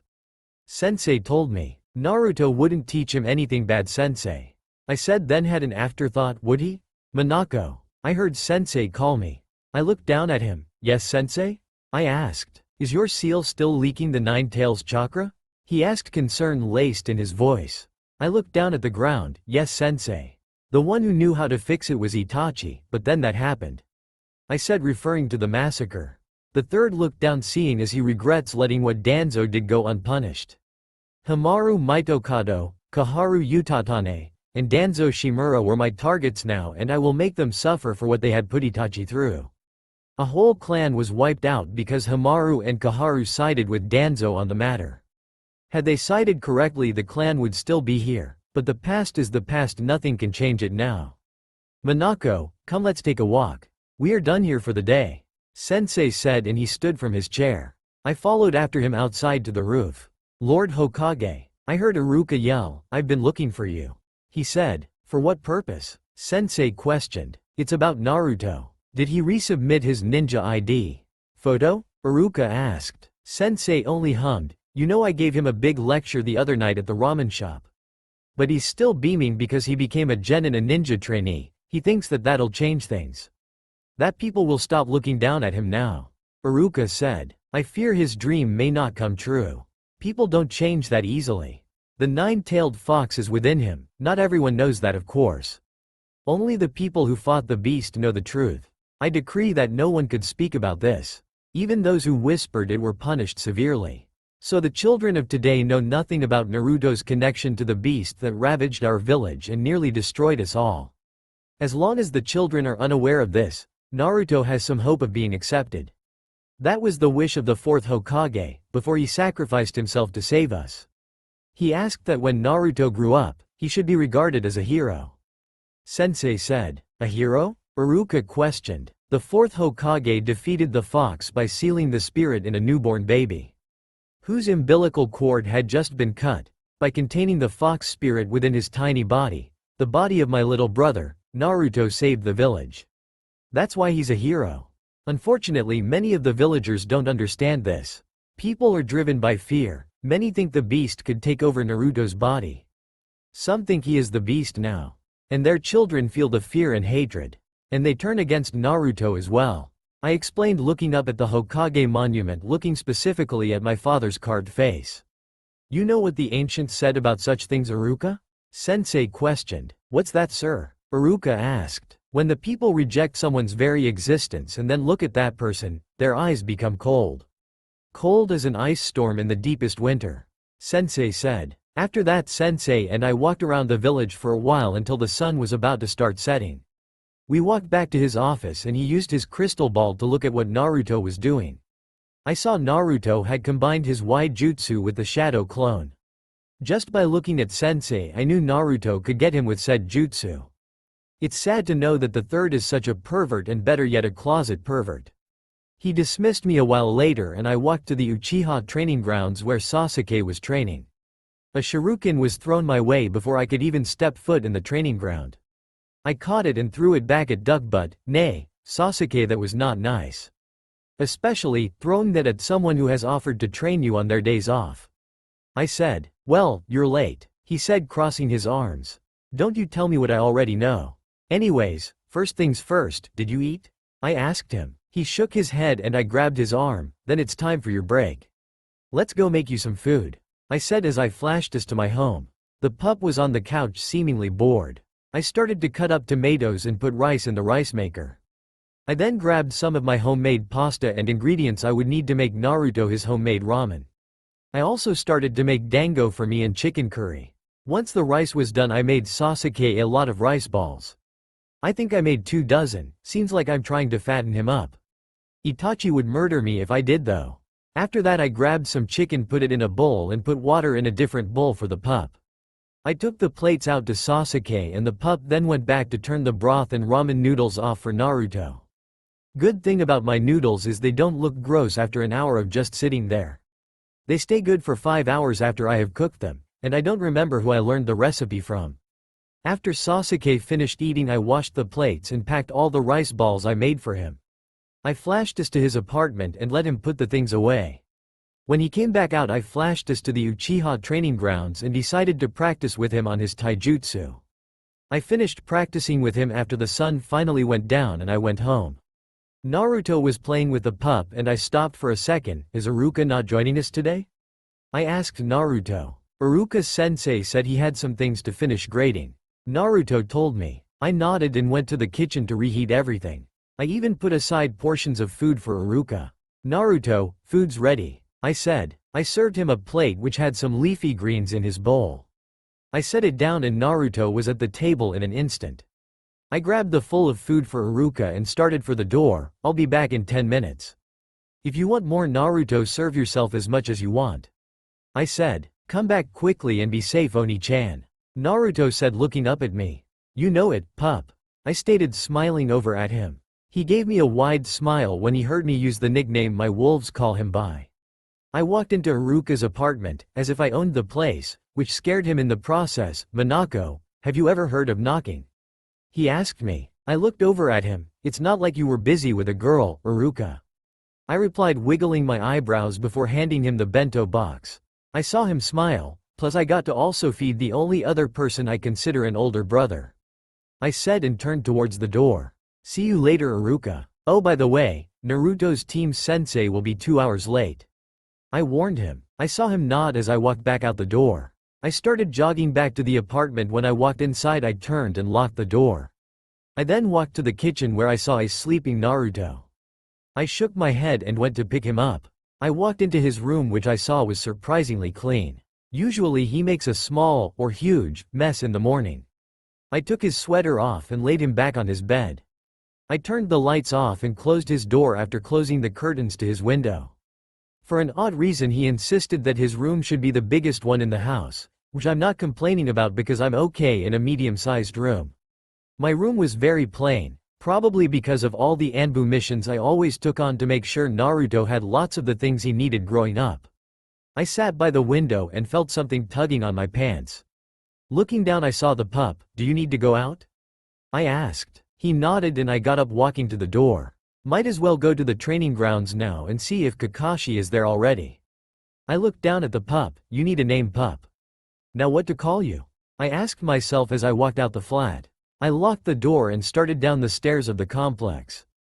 I thought about it, then I looked back down at the pup. Raiden, I said. We reached the training grounds and the first thing I noticed was no Kakashi. I sighed and turned towards a boulder in the opposite direction. The only reason I need help in controlling my lightning release is because I am working on perfecting my new jutsu. It was lightning release Midori Mizukuki. What it does is it takes the water around my enemy and it electrifies them along with the wind, keeping them in place. Being that the wind is a natural conductor and insulator of lightning just like water, it helps a lot in my jutsu. Downside to it, it takes a bit too much chakra, but it's very effective. I made sure the pup was a safe distance away and started to perform my seals, dog, dragon, bird, and boar. The rock was surrounded with lightning and a force field of wind. I dropped the genjutsu on myself so that I had more chakra available to control the jutsu. Finally able to do the jutsu, Manako? I heard Kakashi ask. More or less. I'm only good for 3 tries before I am left with nothing. I said and turned around. Since when are your eyes like that? Kakashi asked as he looked into my eyes. Since I was 3. Gained it that same day, Databane. I responded in the process of rubbing my neck. Why is it blue? He asked. It's unknown to me. Haven't found anything in the scrolls the hermit provided me with. I said. I picked Raiden up after he trotted over to me. It's weird seeing you with whiskers, Kakashi said as he poked my cheek. I glared at him. Don't hate on my whiskers, Hatake, I accused, pointing a finger at him. Kakashi's sweat dropped at my childish behavior. He ruffled my hair and gave me a smile. Meet at the Hokages tomorrow, Manako. Junin sensei get their teams assigned, Kakashi told me, and he disappeared from my sight. I sighed and flashed back home. I went to my room and changed into shorts and a tank top. Climbing on my bed, and once the covers were over me, Raiden jumped up and lay down on my stomach, falling asleep. I closed my eyes and welcomed the darkness. The next morning I was awoken by something soft batting at my face. I turned and pulled the covers over my face. I then felt tugging on my covers. I sat up and grabbed the pup. I looked down at Raiden, then smiled a little. I saw it was 4:59 a.m., just one more minute until the alarm goes off. What's the point in setting an alarm if Raiden is going to be waking me up? The alarm started to ring and I sighed. If I don't turn it off, then Naruto will be awoken before he is supposed to. Then again, the alarm clock is pretty far and it's a drag to turn off. But if I don't turn it off, then the ringing won't stop. Might as well reach over and turn the darn thing off, even if it is a drag. My eyes widened. I have caught the Nara laziness. Darn it, sensei. You had one job and that was to not make us lazy. But then again, Shikaku sensei is a Nara. What can you really expect now? I turned the alarm off and got up and went to take a shower. After that I went to my closet door and threw it open. My closet was a huge walk-in closet, so I went on the hunt for my clothes. I found my choice of clothes, which consisted of a white long shirt, which was outlined with red, a red skirt. Underneath I had a long-sleeved black shirt, and black spandex shorts. I wrapped my legs up to my knees and then slipped on my black sandals. In the middle I tied a black obi belt and a red ribbon on top of it. I pulled my long red hair into a bun and put 2 senbon needles in the bun while leaving my bangs down. I then tied my headband around my neck and I walked out my room going straight into the kitchen to start making food for Naruto, and I then packed our lunches and started to make a list of groceries I needed to buy today. Knowing Kakashi, he will only have everyone introduce themselves. I heard Naruto walk into the restroom and noticed that Raiden was not in the kitchen with me. Raiden then pounced into the kitchen with a smug gleam in his eyes. I stared at him, then I put leftover chicken in a bowl and then set it down next to his water bowl. Naruto came into the kitchen and then we started eating after he said thanks. I noticed that Naruto kept on sending glares at Raiden and then figured that Raiden must have woken him up too. Naruto got up after he was finished and put his dishes in the sink. He then ran to get changed and I got up to wash our used dishes. Once I finished that, I started to strap both of my pouches to my thighs and I strapped my belt on which held my needles, seals, and scrolls. I never left home without them because I never knew when I would need them. Each scroll held a variety of weapons and a custom-made kusarigama that I mostly use on my assassination missions. Naruto was about to run out when I stopped him. "Naruto, your lunch," I said, holding out his wrapped-up bento. He smiled and took it, running out after he kissed my cheek with a huge smile on his face. I started to sweep the floors and pick up Naruto's now messy room. After that I let his room air out and went to clean mine and air it out. I heard something smash into the front door. "Minaku." I heard Takeshi call. I opened the door and sweat dropped. Takeshi was now on the floor being stepped on by Minoru. "What part of surprise attack did you not understand?" Minoru yelled at Takeshi. "But you can't get into the house if you don't have permission from her." Takeshi's voice was muffled by the foot. "Oh look, that's a first, she's not wearing a mask," Minoru said. "What is your point exactly, Minoru?" I questioned, crossing my arms. "I let them in and started to close every window in the house." "That you need to not wear a mask," Takeshi answered, poking my cheek before he rubbed the whisker marks. I slapped his hand away. "Anyways, why are you here?" I asked them. "Oh that, so you know how the Chunin exams are held twice a year. Well, this time it's our turn to hold them. The third wanted us to tell you that during the time of the Chunin exams you will be going back to your original duty, and that is being his bodyguard and most trusted Anbu," Takeshi stated seriously. "Hey, I'm not complaining. I happen to like spending time with the Hokage too," I said, crossing my arms and looking at the time. "Talking about the third, I need to go to the Junin meeting. Now out you go." I pushed them out the house and locked the door. Quickly I teleported into the meeting room and saw I was early. Well, if you count Kakashi not being there as being early, then yes, I am. I took my spot next to the third Hokage after Kakashi got there. For once in his life he was actually early. We stared at Sensei's crystal ball. "Most promising student Sasuke Uchiha. Is that him?" Asuma asked. "Yes, he's the one," Sarutobi Sensei said. "So he's the only one left of the Uchiha clan," Kurenai stated. "That's right," Sensei answered. "Naruto Uzumaki, huh? Your brother Manako?" Kakashi asked. "Yes, is there a problem with him being my brother?" I asked. Kakashi ignored me. So we continued watching the students through Sensei's crystal ball. I watched as Naruto got on the table and glared at Sasuke. You could see lightning zapping between their foreheads and the fangirls were complaining. Somebody bumped into Naruto and it made Sasuke and Naruto share a kiss. I blinked twice and started laughing, only to laugh harder when they were spitting out each other germs. As usual, Naruto is right in the middle of some kind of trouble, Sarutobi Sensei said and hit me on the head, forcing me to stop my laughing fit. "Itai." I rubbed my head and I saw Naruto looked beat up. "Tell me, Sensei, do we have to deal with a fangirl in Squad 7? I asked. Sensei nodded and I got a dark aura around me. "Looks like someone will be put through my trials a lot," I said. Once again I was hit on my head and Sensei told me to leave the fangirl alone. "Now everyone is dismissed," Sensei said, and everyone left. I stayed with him. "Why are you still here, Manako? You were dismissed already," Sensei said. "Sarutobi Sensei, you and I both know that Kakashi will be late to meeting the squad," I stated, crossing my arms and sitting on the floor. Sensei chuckled and looked at me seriously, so I stood up and gave him my full attention. "You have been informed of the exams by Takeshi and Minoru, correct?" Sensei questioned. "Yes, sir," I answered. I looked at him closely. "Are you thinking that perhaps Orochimaru will attack this year?" "I am not sure, but I feel as if Konoha will have a dark hour soon," was all that he said to me, and he ordered me to leave. I walked to the market and started to buy all the food I would need for the week. I might as well only do grocery shopping for the week each week. Makes it easier on me too knowing that Naruto actually has good milk and food at home. I also bought Naruto a whole new stash of ramen and got him some Ichiraku coupons. I sealed everything in a scroll and headed to the academy. I saw Kakashi waiting for me outside the academy. Are you early or am I late? I asked him. Kakashi sighed, a bit of both actually. We are already 2 hours late, Manako. Kakashi said. It's on you either way. 2 of the 3 genin know what I'm actually like. I responded as we walked down the academy halls. We reached the classroom and Kakashi opened the slightly open door.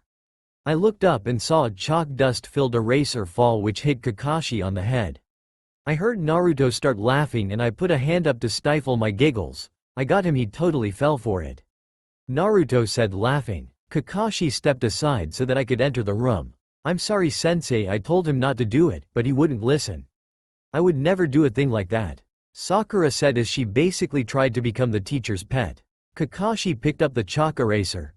How can I put this? My first impression of this group, you're a bunch of idiots.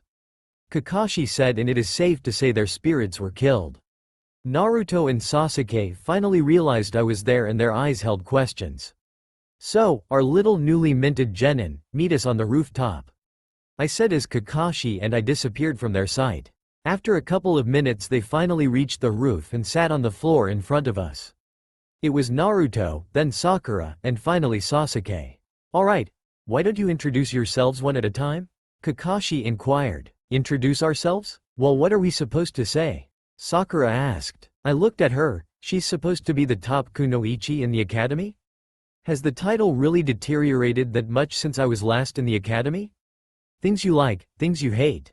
Dreams for the future, hobbies, things like that. Kakashi said. Why don't you tell us stuff first, I mean before we talk. Tell us about you so that we can see how it's supposed to work. Naruto said. Kakashi pointed at himself. Me? I'm Kakashi Hatake. Things I like and things I hate? I don't feel like telling you that. Kakashi said and I interrupted. Cough cough icha icha make out paradise cough cough asterisk. Kakashi ignored me and he continued his introduction. My dreams for the future? Never really thought about it. As for my hobbies? I have lots of hobbies. Kakashi said and once again I interrupted. Cough cough reading porn cough cough, asterisk. He whacked me on the head. That was totally useless. All he really told us was his name. Sakura told her teammates. Okay, your turn. You on the right, you first. Kakashi said looking at Naruto. Believe it, I'm Naruto Uzumaki. I like my sister Manako Uzumaki, instant ramen in a cup. And I really like the ramen Iruka-sensei got me at Ichiraku's.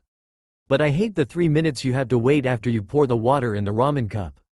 My hobby is eating different kinds of ramen and comparing them. My future dream is to be the greatest Hokage. Then the whole village will stop disrespecting me and start treating me like I'm somebody important. Naruto said. Kakashi looked deep in thought so I called the next person. The fangirl. Alright, you with the pink hair.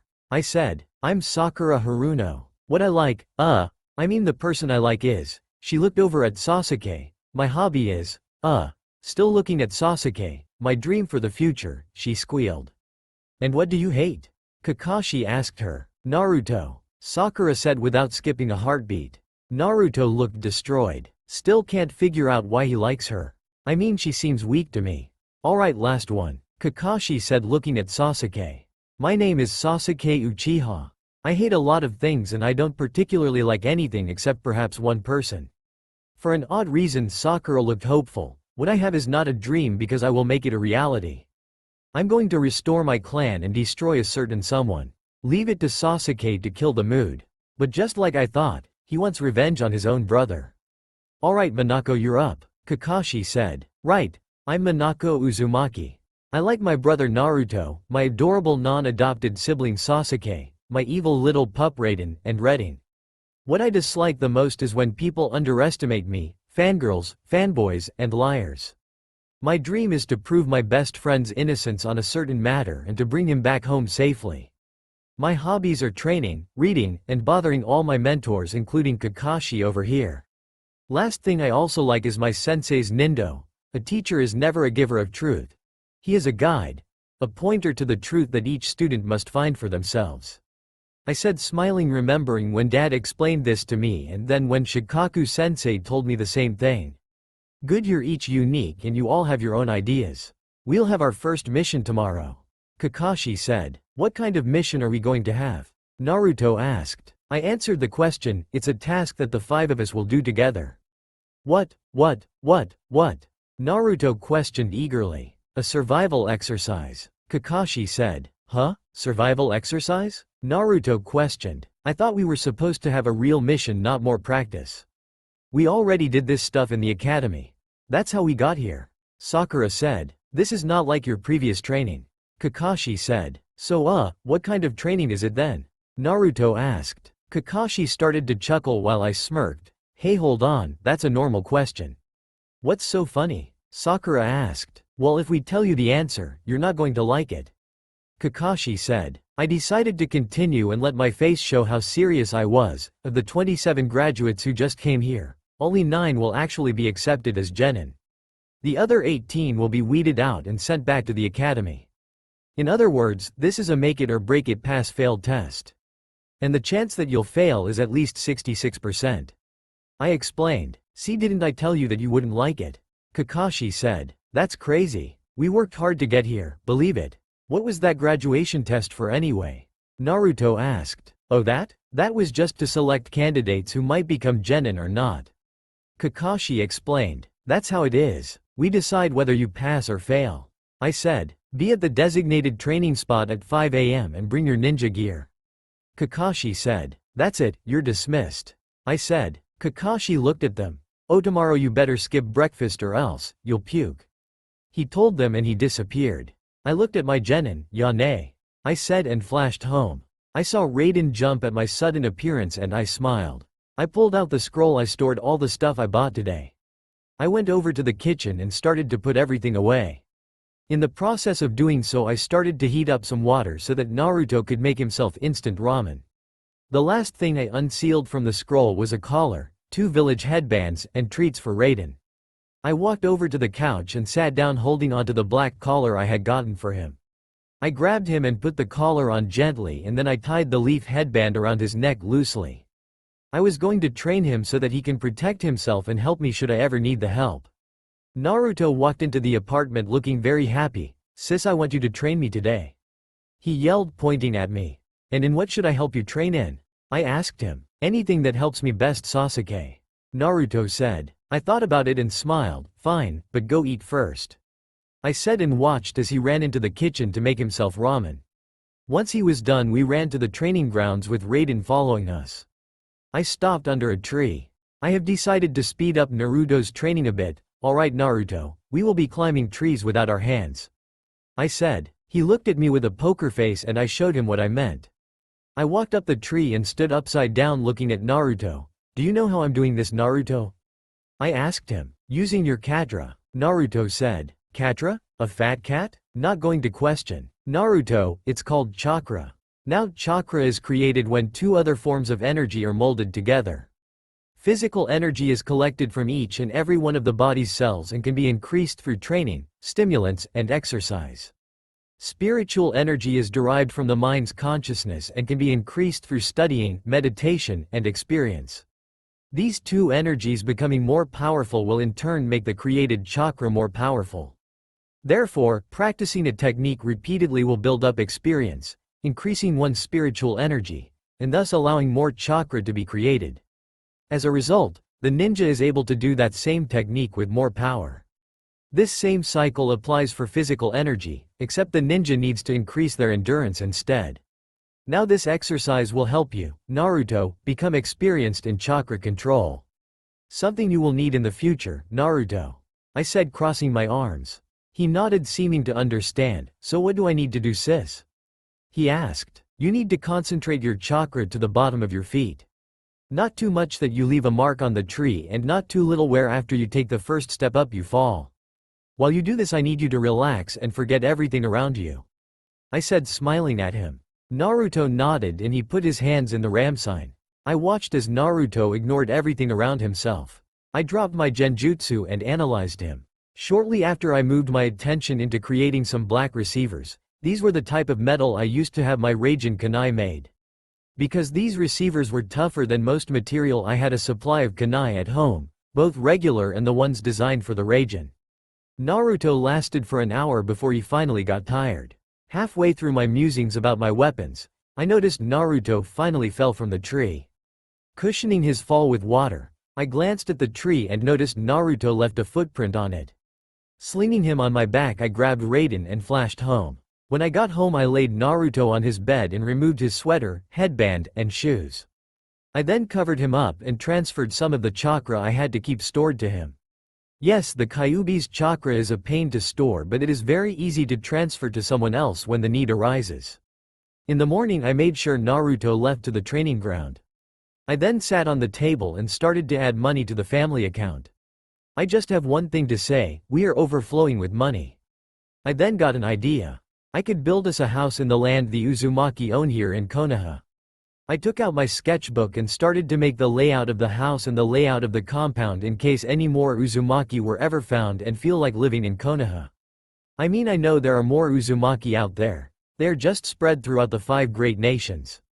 I seemed to have gotten lost in what I was doing because the next thing I knew was that Kakashi was in the living room with me.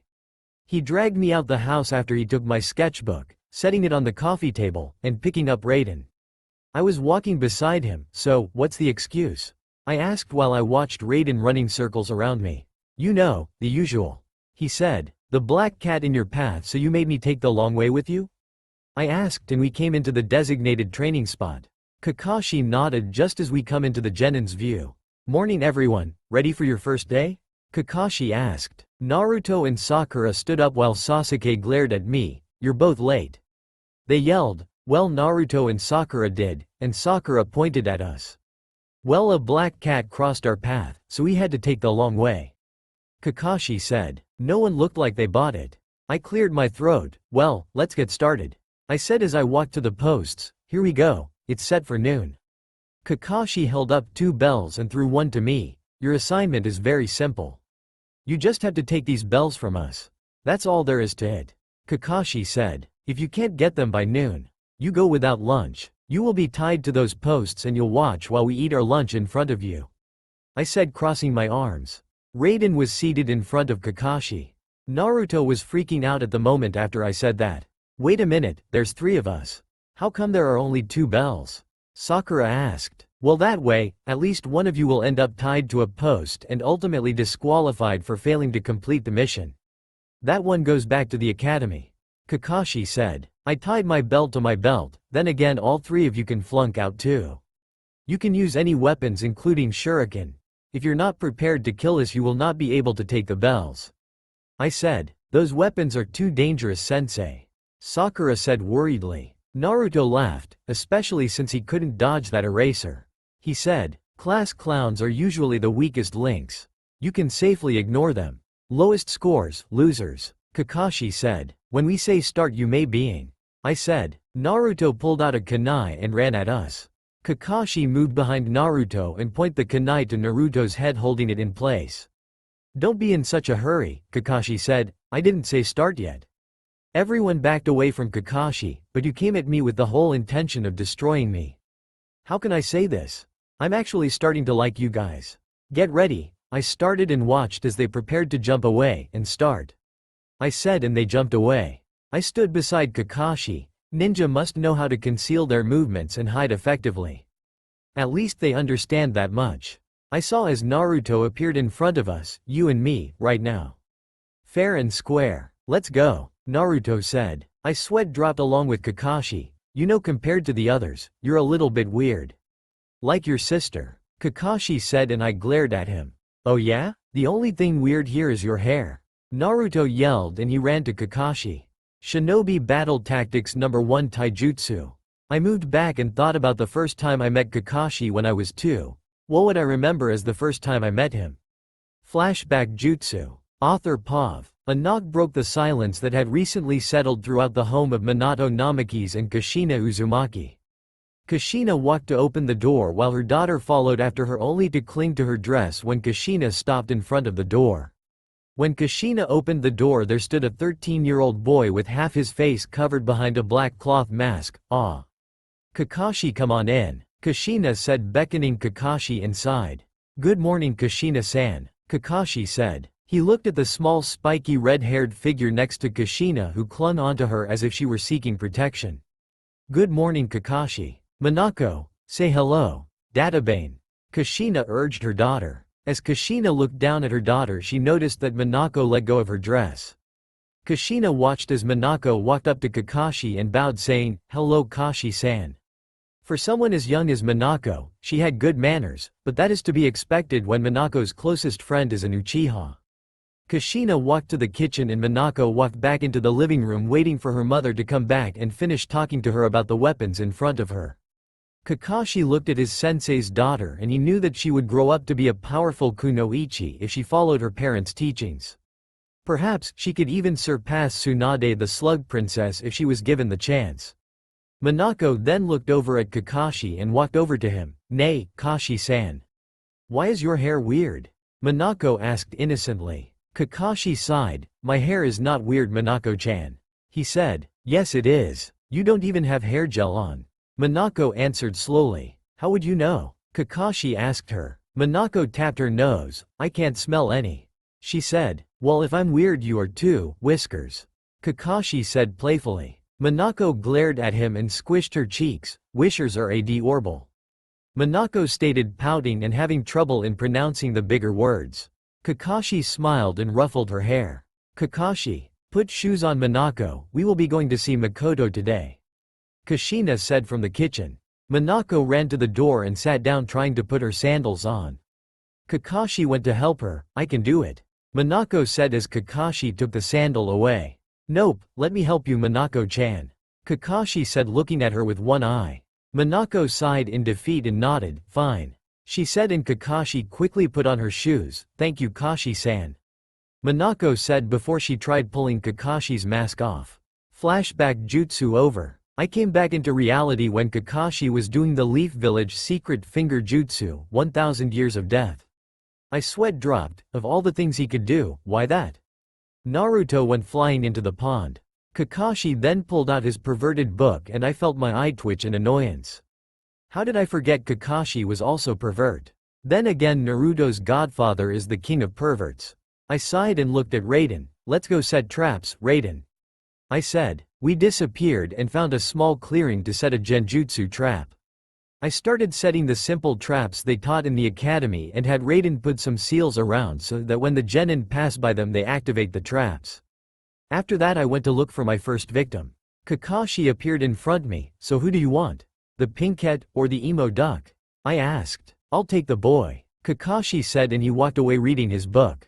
I found my target and appeared behind her, pissed. Sakura, I sang. Behind you. She turned and I smiled sadistically. She let out a scream and I had to cover my ears. I put her in the lowest class genjutsu I knew. The genjutsu was of a very injured Sasuke on the verge of death. She screamed again and fell back. Raiden was beside me. You know, I think I overdid it a bit, Databane. But she has got to learn to see through these things. Shinobi battle skill number 2, the illusion jutsu. Sakura studied it in class, but she couldn't see it coming. I thought to myself, if they pass this test, Kakashi and I have a lot to work on. A lot. Starting with Naruto and Sakura. I think Kakashi was ordered by the council to focus on Sasuke. I guess I can do whatever I see fit with Sakura and Naruto, but with Kakashi's approval. The council is too damn troublesome and meddlesome. I went to look for Kakashi and Sasuke, and when I found them they were fighting. I saw as Sasuke almost grabbed a bell and Kakashi jumped away from Sasuke. I know one thing for sure, Kakashi won't be able to read Make Out Paradise. Sasuke then made the signs for the fireball jutsu. Kakashi looked like he doubted Sasuke, and then before the fireball hit him he was underground. I watched as Kakashi used the headhunter jutsu. Third shinobi battle skill, ninjutsu. Sasuke was only but ahead. Kakashi made eye contact with me and nodded. I sat there waiting for the clock to ring. Sakura came out the bushes and stopped looking at Sasuke. I then watched as she freaked out. Ah, Sasuke is just a head without a body and he's talking. I started laughing after she fainted. Raiden was cuddled in my lap, having taken off the seals. Let's see, from what I can pinpoint Naruto was by the Kia stone trying to eat the lunches. Kakashi better be the one to work on that. The bentos were all made by me too, so Naruto would of course be able to tell by the smell of the food, so would Sasuke. I watched as Sasuke finally got out of the ground and he went to check on Sakura. Sakura tried to tell Sasuke that they should give up and try next year.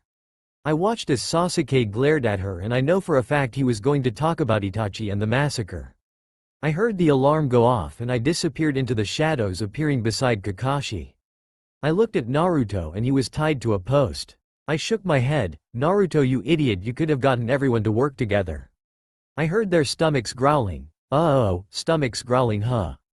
That's too bad. Kakashi stated. Oh, by the way, about this exercise. Well, we've decided to not send any of you back to the academy. I said. Naruto looked happy about what I said. Sakura questioned it, what I passed. All I did was faint and fall over. Do you get points for that? Sakura was cheering and Naruto was kicking in joy. Then that means all three of us. All three of us. Naruto was trying to say. Yes, all three of you are being dropped from the program. Permanently. Kakashi said. Everyone looked shocked. Drop us from the program? That means none of us could ever become ninja. You said if we couldn't take the bells, we'd be sent back to the academy. You can't just change your minds and kick us out. Why would you do that? Naruto yelled. Because you don't think like ninja. You think like little kids. Like brats. Kakashi answered. I watched as Sasuke decided to run at me with a kunai and Kakashi appeared before me, flipping Sasuke to the ground and sitting on him while having one of Sasuke's arms pulled back. You think it's all about you? Kakashi said. Let go of Sasuke. You can't step on him like he were some kind of bug. Sakura yelled. You don't know what it means to be a ninja. You think it's a game, huh? I questioned them. Why do you think we put you in squads? Did you consider that question for one moment? Kakashi asked them. I don't know what you mean. Sakura answered. We mean you never realized what this exercise is all about.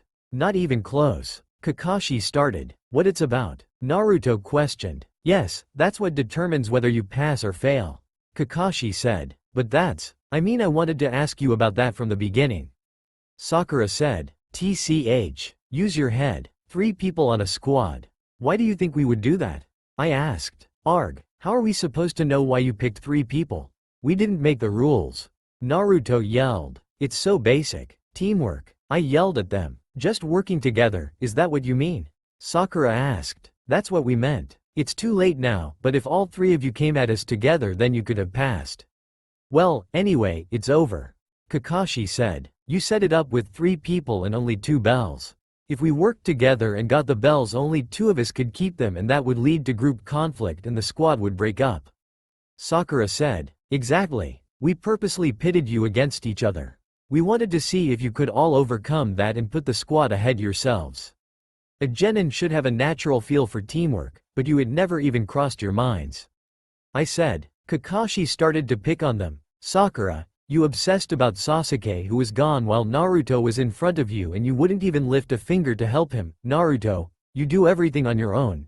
Everything, and you Sasuke. Thought the others were so far beneath you they were worthless. Arrogance. Kakashi paused and looked at me to continue. Ninja missions are carried out in squads. Of course you need individual skills, but teamwork is the most essential element. Every shinobi understands this. When individuals put themselves above the squad, this can lead to failure and death. I explained and Kakashi pulled out a kunai and held it to Sasuke's throat. For example, Sakura kill Naruto now or Sasuke dies. Kakashi said. That's what happens on a mission. Kakashi put the kunai away. The enemy takes a hostage and you've got an impossible choice and someone ends up dead. On every mission your life is on the line. I said and Kakashi got off of Sasuke. Kakashi walked towards the Kia stone. Did you look at this stone? The names engraved on it? I walked over and looked at my parents' names. Right next to each other just like the graves. They are all ninja who are honored as heroes in our village. Kakashi said. That's it. That's it. That's it. Now I know. I've decided I'm going to have my name engraved on that stone. I'm not gonna live for nothing and die like a dog. I'm gonna be a hero, a hero. Naruto said. I clenched my hand. They are a special kind of hero. I said, not even bothering to turn back. What kind of heroes are they? Come on, tell us. Naruto yelled, wanting to know. I stayed silent for a while and Naruto pestered me. They are all Kia, I said as I ran my hand over Shisui's name. That sounds real cool, Naruto said. That means killed in action. They all died. Sakura bluntly told Naruto. This is a memorial stone. The names of our closest friends are engraved here. Kakashi explained. Kakashi looked back at them. Alright, we're going to give you one last chance. But we're going to make it much harder on you. You'll have 3 hours to get a bell. Eat lunch now to build up strength, but Naruto doesn't get any. It's your punishment for breaking the rules and trying to eat by yourself. Kakashi said. If anyone tries to feed him, that person will immediately fail. We make the rules, you follow them. Got it? I asked while grinning sadistically. Kakashi and I disappeared and we appeared at the trees. We concealed our chakra and I just realized we left Raiden there. Oh well, he won't cause a problem. I watched as Sasuke offered his lunch to Naruto and then as Sakura fed Naruto. I looked at Kakashi and nodded. We appeared in a cloud of smoke. You! Kakashi yelled and Naruto started to freak out. I wanted to laugh but for the sake of what Kakashi was trying to do, I didn't. You broke the rules. I hope you're ready for the punishment. I started messing with the weather as Kakashi kept his hand on the tiger sign. Any last words? He asked. But you said. Naruto started. Yes? I asked. You said that there were 3 of us. That's what you said. And that's why Sakura and Naruto trailed off. We're all on this squad and we're all in it together. Sasuke said. Yeah, that's right. We gave our lunch to him because the 3 of us are one. Sakura said. Yeah, believe it. That's why. Naruto yelled. The 3 of you are one? That's your excuse? Kakashi asked as he walked forward.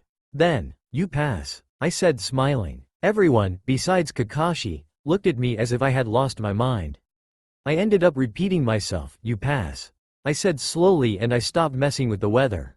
What do you mean? How we pass? Sakura asked. You're the first squad that ever succeeded. The others did exactly what I said and fell into every trap.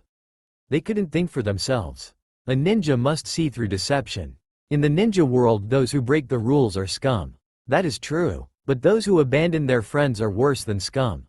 Kakashi said. Kakashi then pulled a guy pose on me. The exercise is over.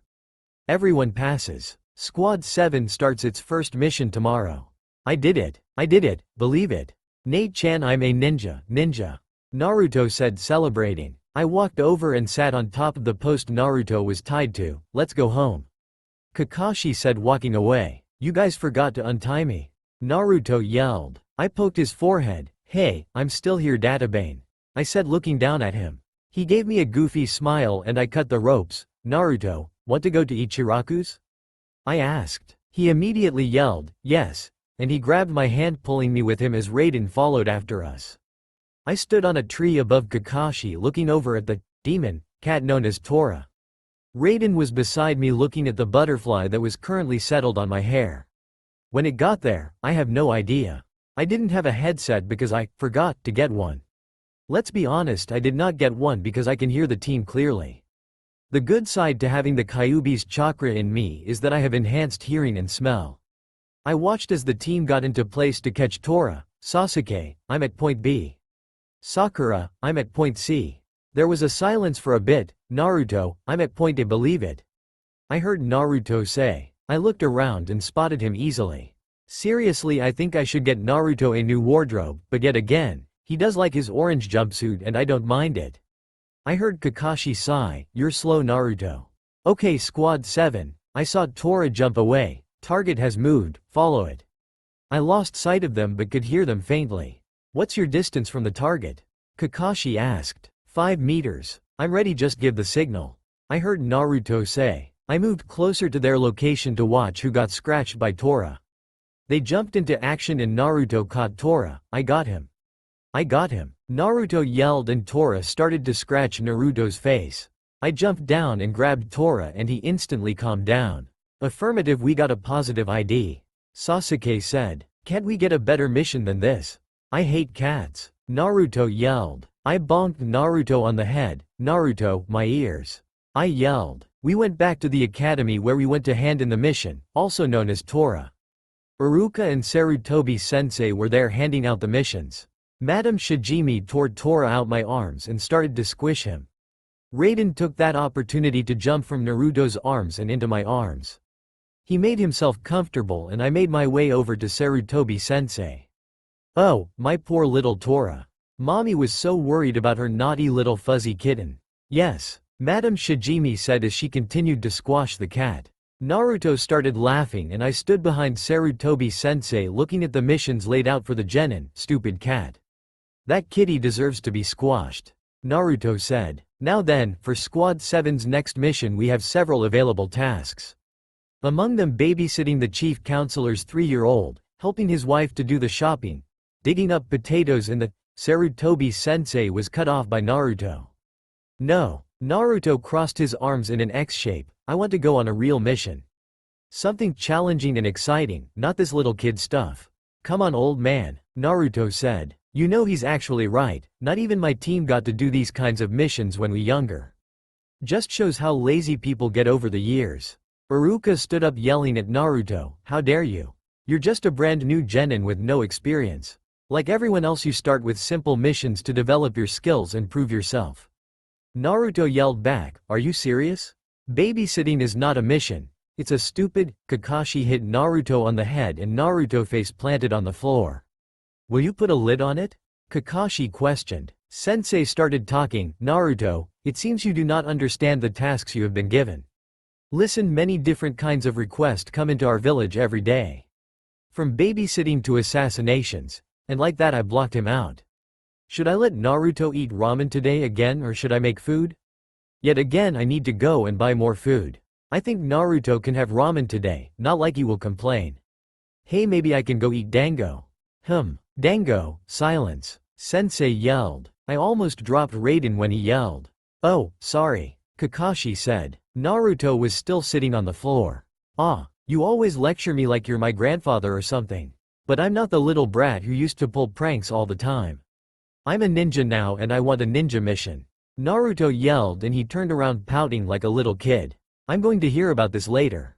Kakashi said, rubbing his head. Sarutobi-sensei, if I may, I believe they're ready for a C-ranked mission. I added my input. Sensei started to chuckle. Naruto wants us to know that he's not a brat. He's a former brat and he wants a mission. So be it. Since you are so determined, I'm going to give you a C-ranked mission. You'll be bodyguards on a journey. Sensei said. I looked at the C-ranked scroll and saw we had to escort someone named Tazuna. Really? Yes. Naruto cheered. Who? Are we guarding a princess? A feudal lord? Naruto asked. Don't be so impatient. I'll bring him in now. Send in our visitor, Sensei said. I looked towards the door and I smelled sake, lots of sake. Hey, it might be Tsunade instead. Sadly, it was not Tsunade, it was indeed an old man. What the? A bunch of little snot-nosed kids. And you, the little one with the idiotic look on his face. You really expect me to believe you're a ninja? The man asked. He must be Tazuna, the one who requested the mission. Naruto laughed. Who's the little one with the idiotic look on his… He cut off when he saw Tazuna was referring to him. I sighed and put Raiden on the table by Iruka. Naruto started to go toward the client and I flashed by him grabbing his collar. I'll demolish you, let me get my hands on him. Sighed troublesome, you can't demolish the client Naruto. It doesn't work that way, I said keeping a tight hold on him. I am Tazuna, a master bridge builder, and I must return to my country. I'm building a bridge there that will change our world and I expect you to get me there safely even if it means giving up your life. Tazuna said. I froze and thought about why he would ask us to give up our lives in a simple C-ranked mission. Kakashi dismissed the team and he left first. Naruto ran home and everyone else left after him. Sensei was behind me and grabbed my shoulder. Manako, is something the matter? He asked. I started to also feel foreign chakra outside the village gates. Yes. One would be why he said we had to get him back to his homeland safely even if it costs our lives, and two, there is a foreign chakra outside the village. I informed him. This is why you will go with them. You will inform me if the mission changes rank and anything that happens along the way. You will also need your mask outside the village. We do not need anyone to find out about you having a brother. Sensei said. I nodded and teleported home after grabbing Raiden. I packed 5 changes of clothes including my nightwear. I packed Raiden's toys and food. Finally I packed non-perishable food and extra water for Naruto and I, sealing it all in 2 different scrolls. I grabbed my mask and attached it to my shirt, pulling it over half my face. Naruto came into my room. "Sis, why are you wearing your mask?" he asked. I turned and smiled. "To protect you from my enemies, Naruto." I started and I ruffled his hair. "Let's head to the gates, also while outside the village, and try to be careful. I don't want anything to happen to you." I gave him a closed-eyed smile. He smiled back at me and nodded. We were the last ones at the gates because I had to get my dango. Naruto was excited about leaving the village for the first time. "Yeah. Alright, what are you getting so excited about, Naruto?" Sakura questioned. "This is the first time I've ever left the village. I'm a traveler now, believe it." Naruto yelled. "Hey, am I supposed to trust my life to this runt? He's a joke," Tazuna said. I glared and I was about to beat some sense into him, but Kakashi pulled my ponytail as a warning. "He's with me and I'm a Junin. Manako here isn't also a Junin. So you don't need to worry," Kakashi said. "Tonketsu Junin, Kakashi." I corrected him and once again he pulled my hair. "Hey, never insult a ninja. It's a mistake and I'm one of the greatest ninja ever. Someday I'm going to be Hokage and you'll look up to me. My name's Naruto Uzumaki, remember it?" Naruto yelled. I felt the foreign chakra moving towards us, and I figured someone here was the target. Hokage are powerful and wise. You are puny and brainless.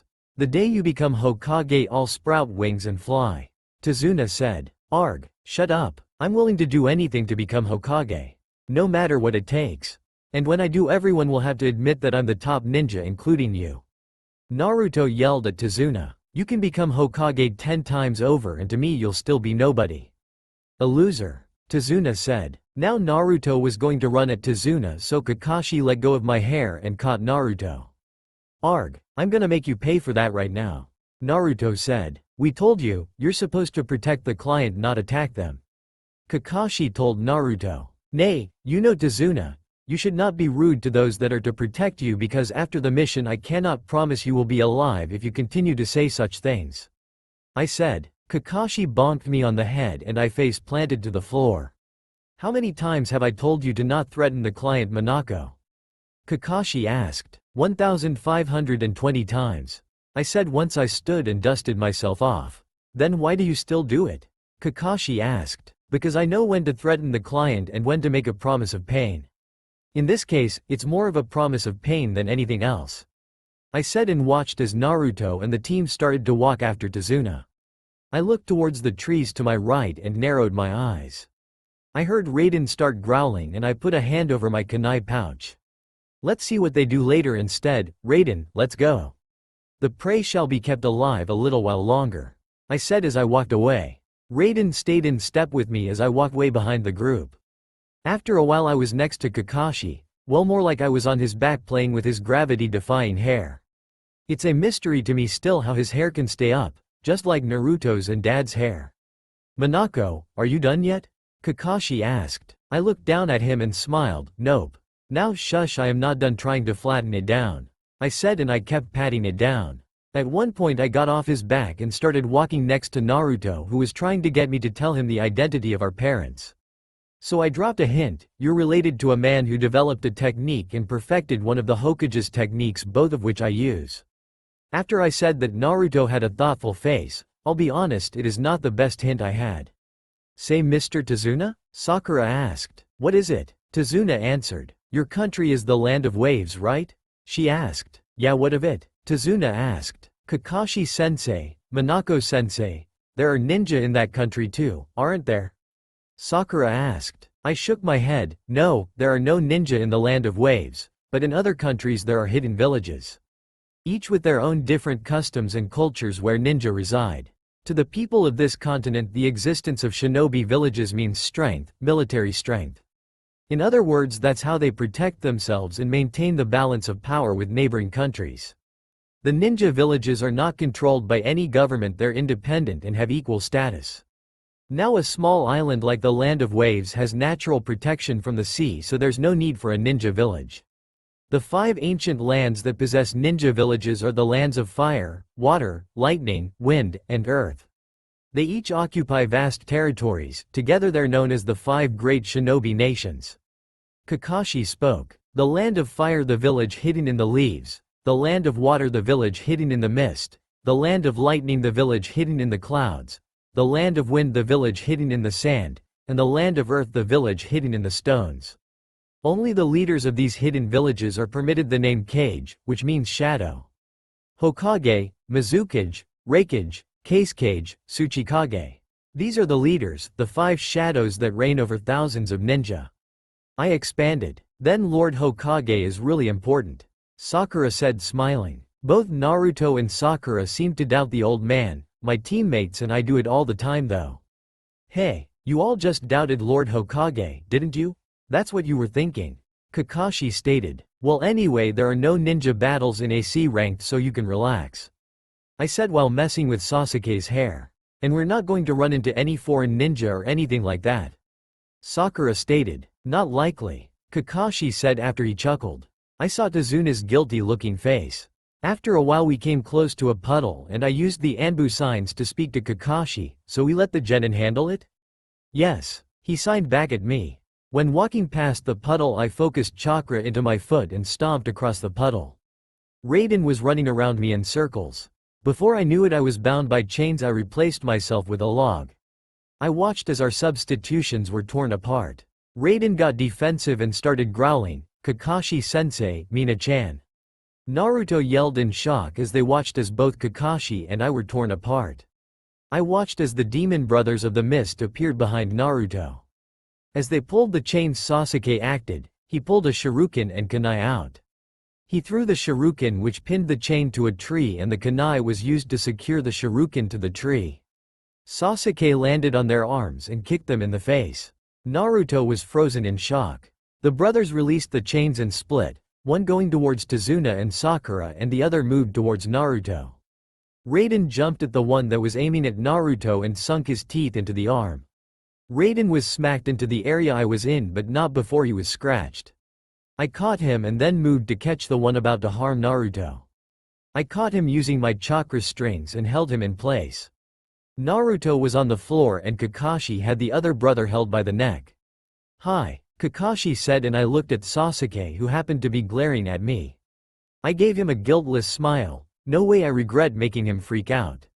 It shows he actually cares about me. What? You two used the replacement jutsu, Naruto said. Naruto, sorry for not helping you right away. I didn't mean for you to get hurt, I just didn't think you'd freeze up like that. Kakashi walked towards Sasuke and Sakura. Good job Sasuke, very smooth. You too Sakura, Kakashi said. My eyebrow twitched. She didn't do a thing though. Even though she stood with a kunai she still did nothing. I heard Raiden whimper in pain and I started to heal him, transferring the poison to me. The demon brothers were known to have their weapons coated in poison. After a full minute the poison was in me and I heard Sasuke speak up. Hey, you're not hurt are ya? Scaredy cat, Sasuke, he yelled. Naruto was about to run and I saw a cut on him. Naruto, stand still, these ninjas have poison in their claws. We need to take it out of you quickly, Kakashi said. Naruto looked down at his hand. You had to open up the wound and remove it. It's in your blood, so don't move around, that spreads the poison, I said as I walked towards him. By the way Mr. Tazuna, Kakashi started. Yeah, what? Tazuna asked. We need to talk, Kakashi said. He called me over to help him tie the chunin up. After I tied them up I stayed beside them with my kusarigama out. Their chunin from the village hidden in the mist. Their specialty is relentless attack. They keep fighting no matter the sacrifice, I said, informing the genin. How did you know about our ambush? One of the brothers asked. Tisk. A puddle on a clear day, when it hasn't rained in weeks, I said. In that case, why do you leave it for the genin to do the fighting? Tazuna asked. We could have taken them out quickly but then we would have learned nothing. We had to know who their target was, and what they were after, Kakashi said. What are you getting at? Tazuna asked. This. I wanted to know if they were after us, ninja attacking ninja. Or if they were after you, the master bridge builder. When you put in your request you asked for standard protection from robbers and highway kidnappers. You didn't say there were ninja looking for you, hunting you down. If we knew this, it would be a B-ranked mission or higher. Our task was simply to get you to your destination and protect you while you finish building your bridge, Kakashi stated. If we knew we would be fielding attacks from enemy ninja, we would have staffed differently and charged for the cost of a B mission. Apparently you have your reasons, but lying to us is not acceptable. We are now beyond the scope of this mission, I said, looking at the genin. Sure, this would not be a problem for Kakashi and I, however, they are not ready for this. We're genin, this is too advanced for our level of training. We should go back, and I really think we need to treat Naruto's wound and get the poison out as soon as possible. Back in our village we can take him to a doctor, Sakura said. I flailed my arms around, I completely forgot about the scratch. Naruto's hand could become a problem. I guess we should go back to the village, Kakashi said. I watched as Naruto pulled out a kunai and stabbed his hand. Why am I so different? Why am I always, arg? Naruto complained. Naruto, stop that, what are you doing? Sakura asked him. I worked so hard to get here. Pushing myself until it hurt. Training alone for hours or with my sister for long days. Anything to get stronger to reach my dream. I will never back down again and let someone else rescue me. I will never run away and I will not lose to Sasuke. Upon this wound I make this pledge, believe it. Bridge builder, I'll complete this mission and I'll protect you with this kunai knife.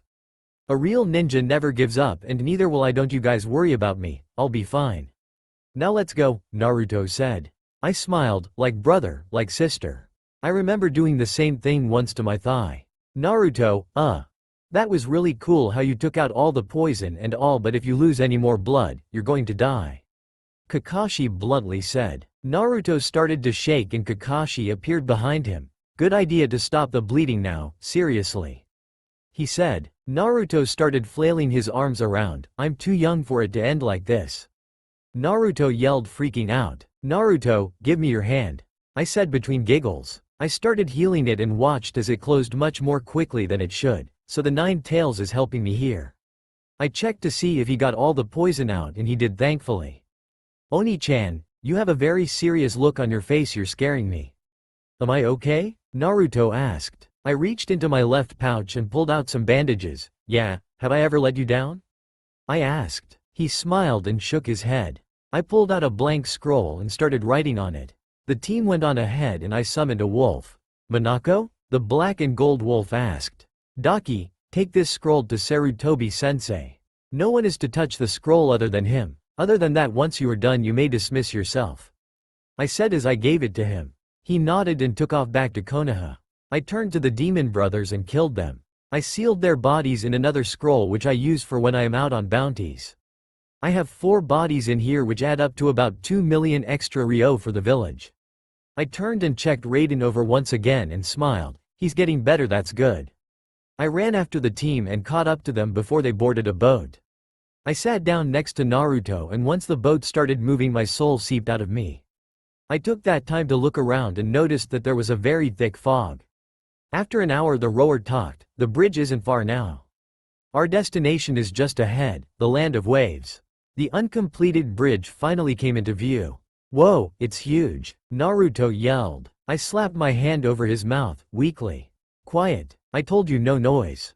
Why do you think we're traveling like this, huh?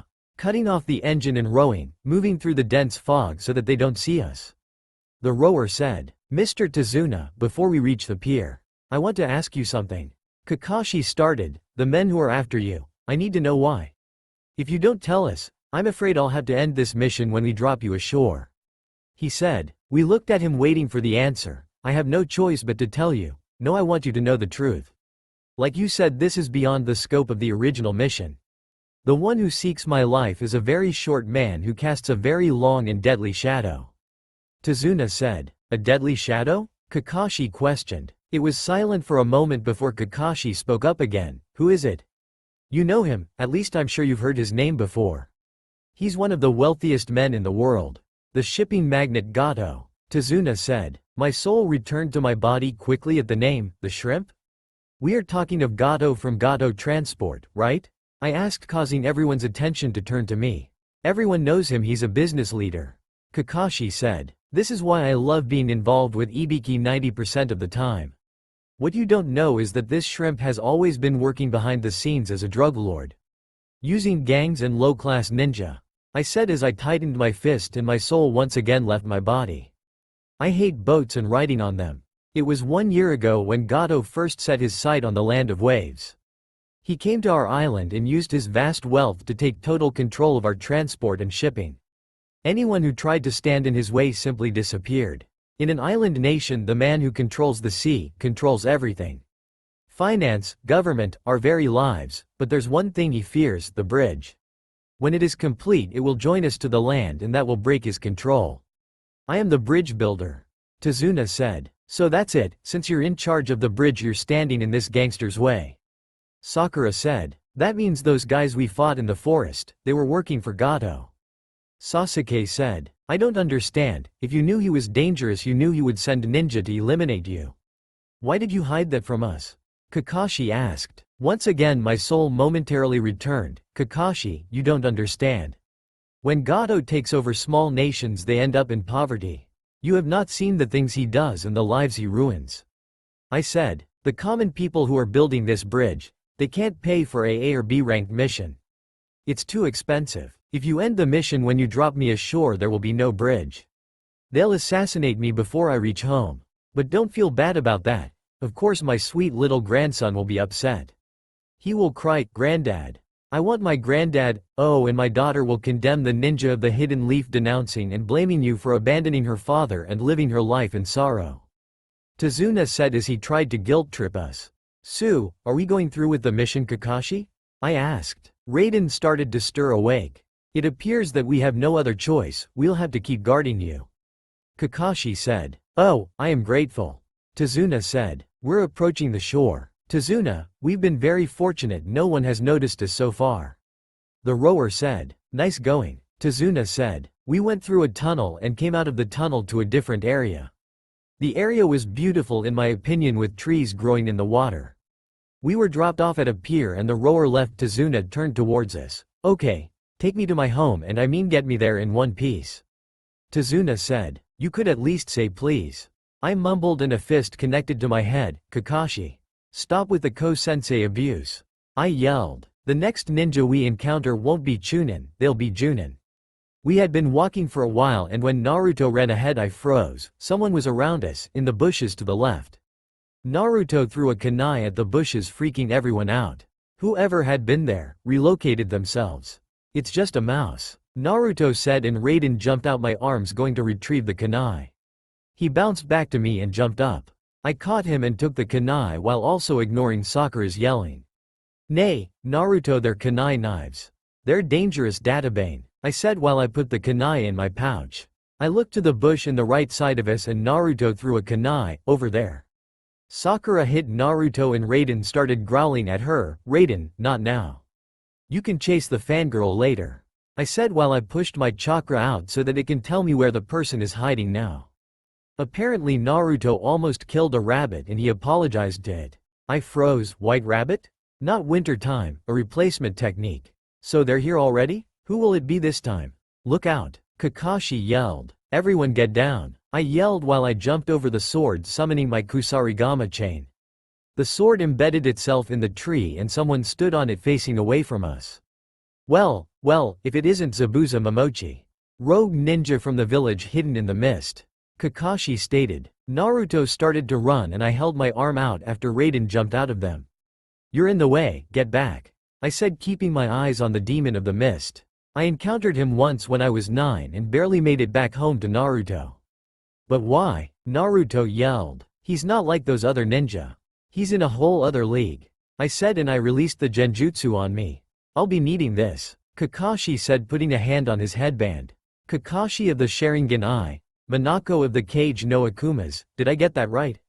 Zabuza started. It's too bad but you'll have to hand over the old man.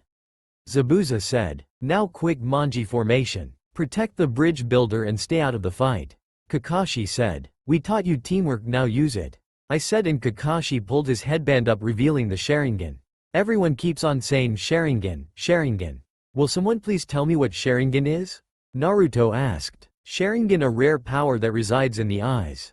The user of this visual jutsu or dojutsu can instantly see and comprehend any genjutsu, taijutsu, and ninjutsu and reflect the attack back on the attacker.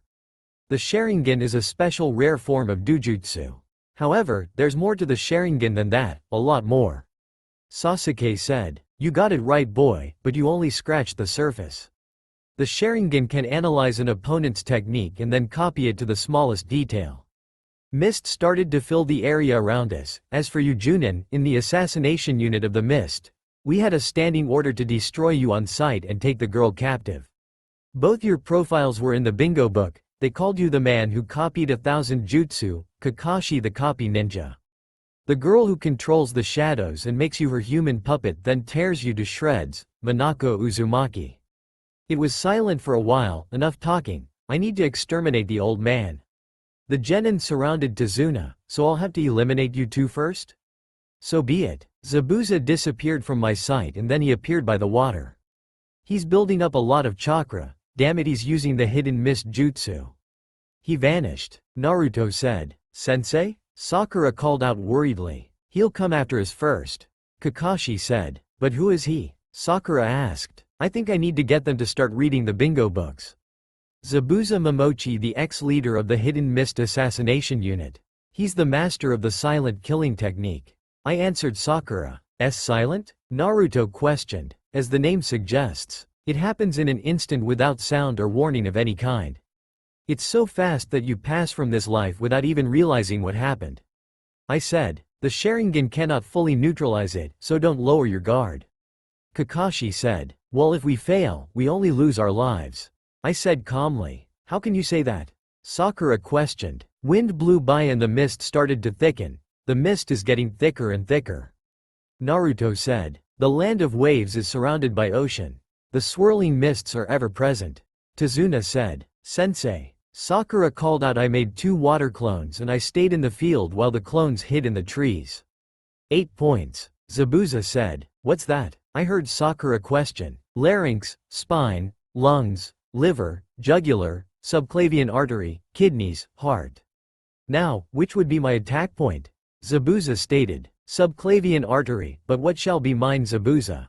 I asked, making my voice echo in the field. Kakashi and I used our chakra to get rid of the mist. I could feel Sasuke freaking out behind me. I saw Sasuke was about to take his kunai and stab himself.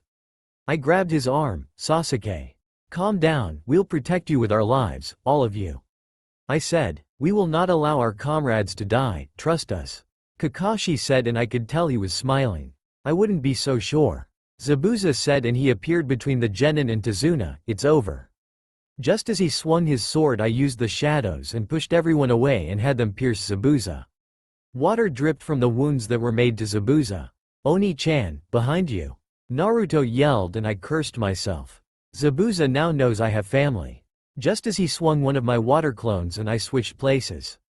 Kakashi held the kunai to Zabuza's neck. Don't move. Now it's over. You're finished. Kakashi said. Something's not right, that's not the real Onisit? I watched as another Zabuza appeared behind Kakashi and jumped into motion.